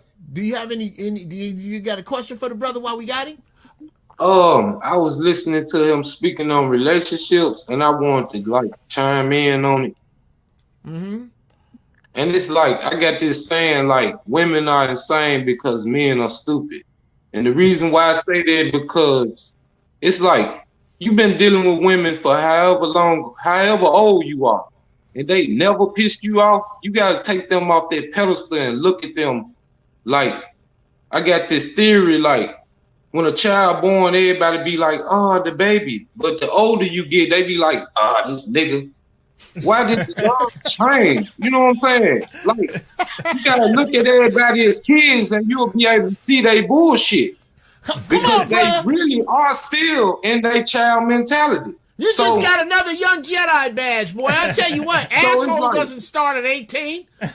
So it's I see some 3-year-old assholes. Go ahead. When you were saying, bro, had problems meeting a woman, it's your neighborhood, your city, your vicinity. Are there women that you like, and are you saying something to them? You can pour into them what you know to put them on your level. If they're not, that's what a real man would do. But a lot of these dudes don't read, they be on ignorant stuff, and it's hatred for your brother and the whole culture, and it's really about relationships. And if you don't check a woman on her bullshit, how are you her brother? Reason why I say they insane, because it's insane for a woman not to turn her daughter up. You turning her down and not turning her up. It's insane for you to be when you get 18, you getting up out of here. Man, I don't care if my child stay around me for the rest of her life. I would like for her to get her own, but I enjoy the company if you want to stay. But I got to deal with her until I die or until she die. Until we pass, she's still my child, even though she get older. Stop right there, Dice. Okay. It's insane for women to celebrate Kevin Samuel's death and all that. It's insane. And dudes act like they don't see it. Okay, hold on. I feel you. We in the same place. Okay. Yeah. Now I'm gonna say something, and then I want you to get your thought together, because I'm gonna talk to brother Riza, and then you're gonna have to type it, because I'm gonna throw you the fuck out of here after this. Here, I want you to think about this, brother. This is how I want you to look at our women. Okay? A woman gets signals and signs and images from the universe in ways that a man does not. And they are so strong and so powerful that oftentimes, if the woman is not in full knowledge of these things, these energies in her, like the Tesseract in Marvel Comics, it eats its container. Yeah. Now you add to that the ignorance of what is coming to you, to the violence, the neglect that is being done to you. And you get this super powerful thing that uses its powers for evil because it doesn't know exactly what it has. It is your logic that is supposed to help house that energy. The problem becomes when that energy is too much for even your logic and knowing when to let go. What do you say, brother? I'll say it this way. First of all, we shouldn't be celebrating the death of any of our people, especially when our people are not the number one enemy on this planet. If you're not celebrating the death of white people or celebrating the death of any of these people who have been committing the most heinous human rights violations since the beginning of time, I don't know what would possess you to celebrate the death of any black man. However, I will say this. We as black men have to take responsibility for ourselves, number one, because a lot of us have not been there. As Jeff opened it up saying this, he opened it up saying that his generation dropped the ball. See, that takes a lot for a black man to say something like that. That type of love and accountability and responsibility to see where he may have lacked or where he may have gone wrong in his generation. That's critical, because if we had more of that, then that would help a lot of our relationships. That would help a lot of our maturity as young black men in this generation. That would help a lot of us, because now it's like, okay, so I'm not just like this. I'm in this position because of what you did or didn't do, etc. Okay, thank you for letting me know. So now I can know what to separate from, what I shouldn't be carrying on and duplicating and running with, because this don't add to us. This takes away from us. That's one part, very critical. The other part of this is, yes, both of us have to be held accountable, because we both were destroyed. The black woman ain't did a damn thing to the black man in comparison to what the white man has done to us both. One thing I can't stand, brother, is when we start trying to throw all this fire onto the sisters as if she the one who has the power and control over our employment, power and control over our entire livelihood. Hold on. Wait, bro. I get sick and tired of Negroes who talk like this. They say, well, these females, hold on. First of all, name the female that you are talking about, who burned you, who harmed you, who hurt you, who probably disrespected you, who probably removed your children from you. Yes, sir. Because that is a real thing, too. A lot of women do that. Yes, sir. In a very vindictive, evil manner. Not justified when it's a good man, a good father. He's there for his children. He simply didn't want to be with you anymore. That happens. But it doesn't mean you need to take away his heart from him, which are his children. That's a real situation. Then on the other hand, you do have some Negroes who put their hands on women, not in self-defense at all, but I'm talking about really, and even in self-defense, you ain't got to throw your hands at nobody, but I'm talking about really put their hands on women, beat them down. Fight them like men. Curse them out. Yeah. Rape them, do all this horrific stuff. So on both ends, we have to take responsibility for this. We have to work on self-improvement. At this point, it's like, wait a minute, bro. If I really want to go there and start pointing fingers, I got to point at the original finger that poked us both, that affected us both, that destroyed us both, removed our name, our language, our culture, our religion, our understanding of God, our entire understanding of how we're supposed to be as a people. We didn't take that away from each other. We don't know what the hell's going on. You don't know who you are, and neither does she. So how am I going to sit here and argue with you? Why? Because you ain't got no smoke for your enemy, because you were never allowed to have none for him. The moment you turn on him, that's when the dogs get sicked on you, the water hoses get turned on you, your lights get cut off, the bullets start flying, because you know now you finally woke the hell up and you're pointing the energy where it belongs. And they don't like for you to point at them. They like for you to attack and kill and argue with one another. Nigga, stay right there. Just do that. Argue with each other, but don't bring it over here. You see what I'm saying? So there are layers to this, but so I do agree with the fact that we both need to work on ourselves. That's point number 1, 2, and 3, bro. And if we work on self-improvement, then our environment will get better. The women will respect us. We will respect them. We got to do our job as men, regardless to what other women are saying.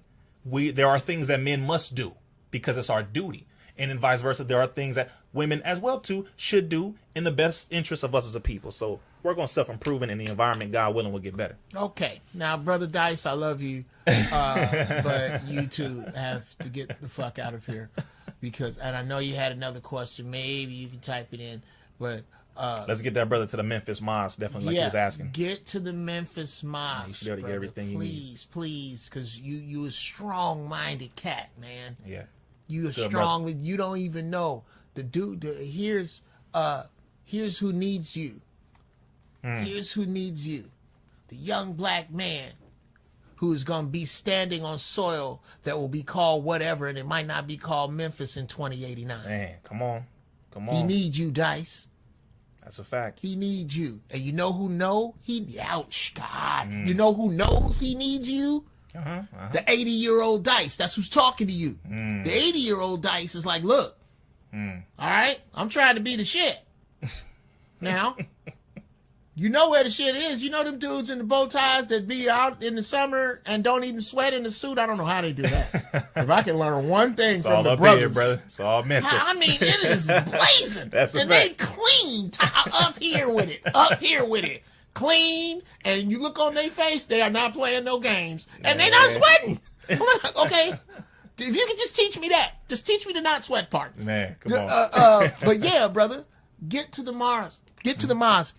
And the chat room is exactly right.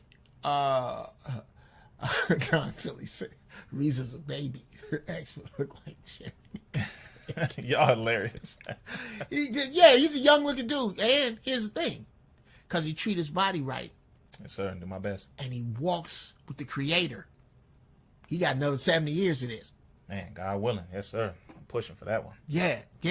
So, that said, bruh, tell people where to find you. Yes, sir.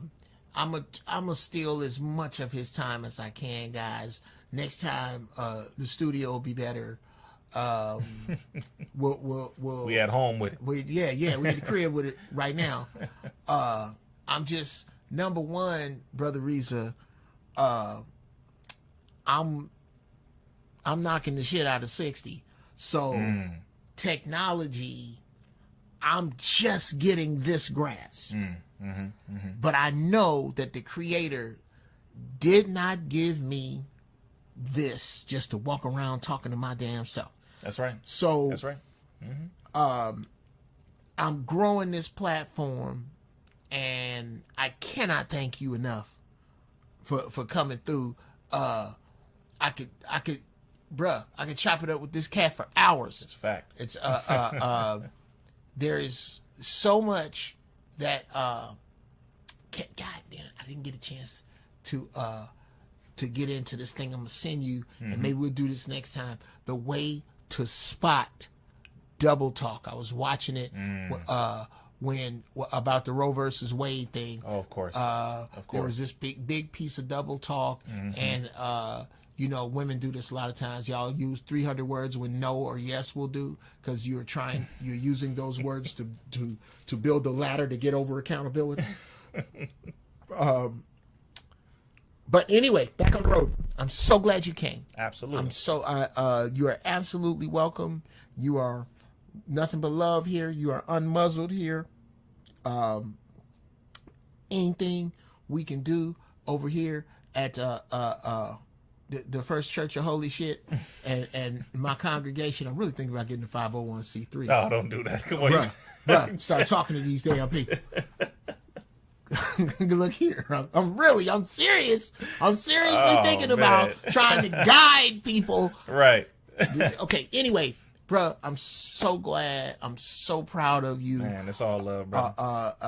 Tell us where you're gonna be. Tell us where to find you. All that. Absolutely, well, man. It's always good to be with my brother, like-minded brother. You know, he's a timeless black man. Whether if he thinks age is hitting him or not. This brother's a timeless person. He stays connected with all generations, above and below, all the way around, and that's why I roll with him. Because this has to be seen as often as possible. Yes. Because it's too much game banging amongst age groups and generations. How about that? It's too much of that. So we got to end that. That's one. Number two, you can find me. My website is rizaislam.com. Get ready for the blog and news site, which will be launching this week. That will be putting out the real articles, the actual facts of things that are happening from the scientific realm, legal, and of course the community work that I do. All of that stuff, you're going to see it in same way you go to CNN, NBC, whatever articles you see, same way you'll see articles being released from my news site. So rizaislam.com, make sure you go and subscribe to that. Also, if you would like to be put into my text group, because some of you may know they remove your brother from mainstream media, social media platforms like every week. Make sure you text the number 310. Text the word peace to 310-634-0790. As a matter of fact, text the name Jeff. He's going to put it on the screen right now. Text our brother's name to 310-634-0790. That way I will know where you came from directly. And definitely, it's all love. I will be conducting a class for those who also want to get more information with when it comes to not only the shots, but the whole politics about it. What's really going on with it? The ingredients. Is it really a part of the depopulation agenda? What's really going on? I will be having one of the top scientists in the world, former Trump advisor himself, advisor from the HHS specifically, and scientific advisor by the name of Paul Alexander. We're conducting a class this upcoming week on the 20th. You have to click that, or pardon me, text that number.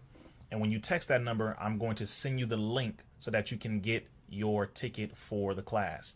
We are going to be going over a lot of information that you're not going to get on the internet. I just put it that way. And this is from one of the top scientists in the world from the highest level that you can imagine. 310-634-0790. Make sure you text that. Subscribe to rizaislam.com. Follow my YouTube page, Riza Islam Intellectual Extremist, and follow me on Instagram and Twitter, Riza Islam IX, TikTok, Riza Islam IX, for however long it will be up. Wow. Okay. Well, with that said, yes, brother, number one, I mean, I've never seen you ever in this state, but should you be in a position where you had to dust a fool off and now all of a sudden your knuckles are ashy? Here's Uncle Jeff's all-natural African shea butter. That is for you, brother. Oh, my brother. Okay? Come on. That's regular. It ain't got nothing in it. Ain't got nothing in it? Okay, yeah, I was going to have to ask. That's regular. My brother Jeff, man. Yes, but this, that's regular. that's where it is right there. The sister sent it to me from Ghana. I put There it you go. right, I whip it and put it right in the jar. There you go. Now this, I know, Appreciate that. these are words he doesn't use, so I wasn't like child support formula. This is child support formula. Oh, it has a wonderful smell. It has a wonderful smell. Do you smell that? This is a child support formula. Okay. Oh, wow. If you with child support formula, bruh, I just made a new batch because I sold out. Oh, man. I'm not saying, fellas, that you gonna be on child support if you use this. Oh, man. What I am crazy. saying is that if you make love to a woman with this on, and she get into one of them child support positions, reverse cowgirl looking back at you, talking trash to you, you gonna have a baby with this. Don't do that. Don't do that. The other flavor I have is, can I borrow your car? That's this one right here. This brother. This one, that's a unisex fragrance. Okay, you put this on. Pretty neutral. This is neutral fragrance. It's crazy. Whichever one of you puts this on, if you ask the other person after sex, can I borrow your car? The answer is yes. That's how good this shit is.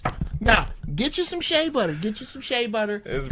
Go to coverthatAsh@gmail.com. You cannot be serious. All right, man. Bro, All right, man. Hold on, okay. That's my logo. That's my logo. Changing the world one ashy ass at a time. CoverthatAsh@gmail. Go there.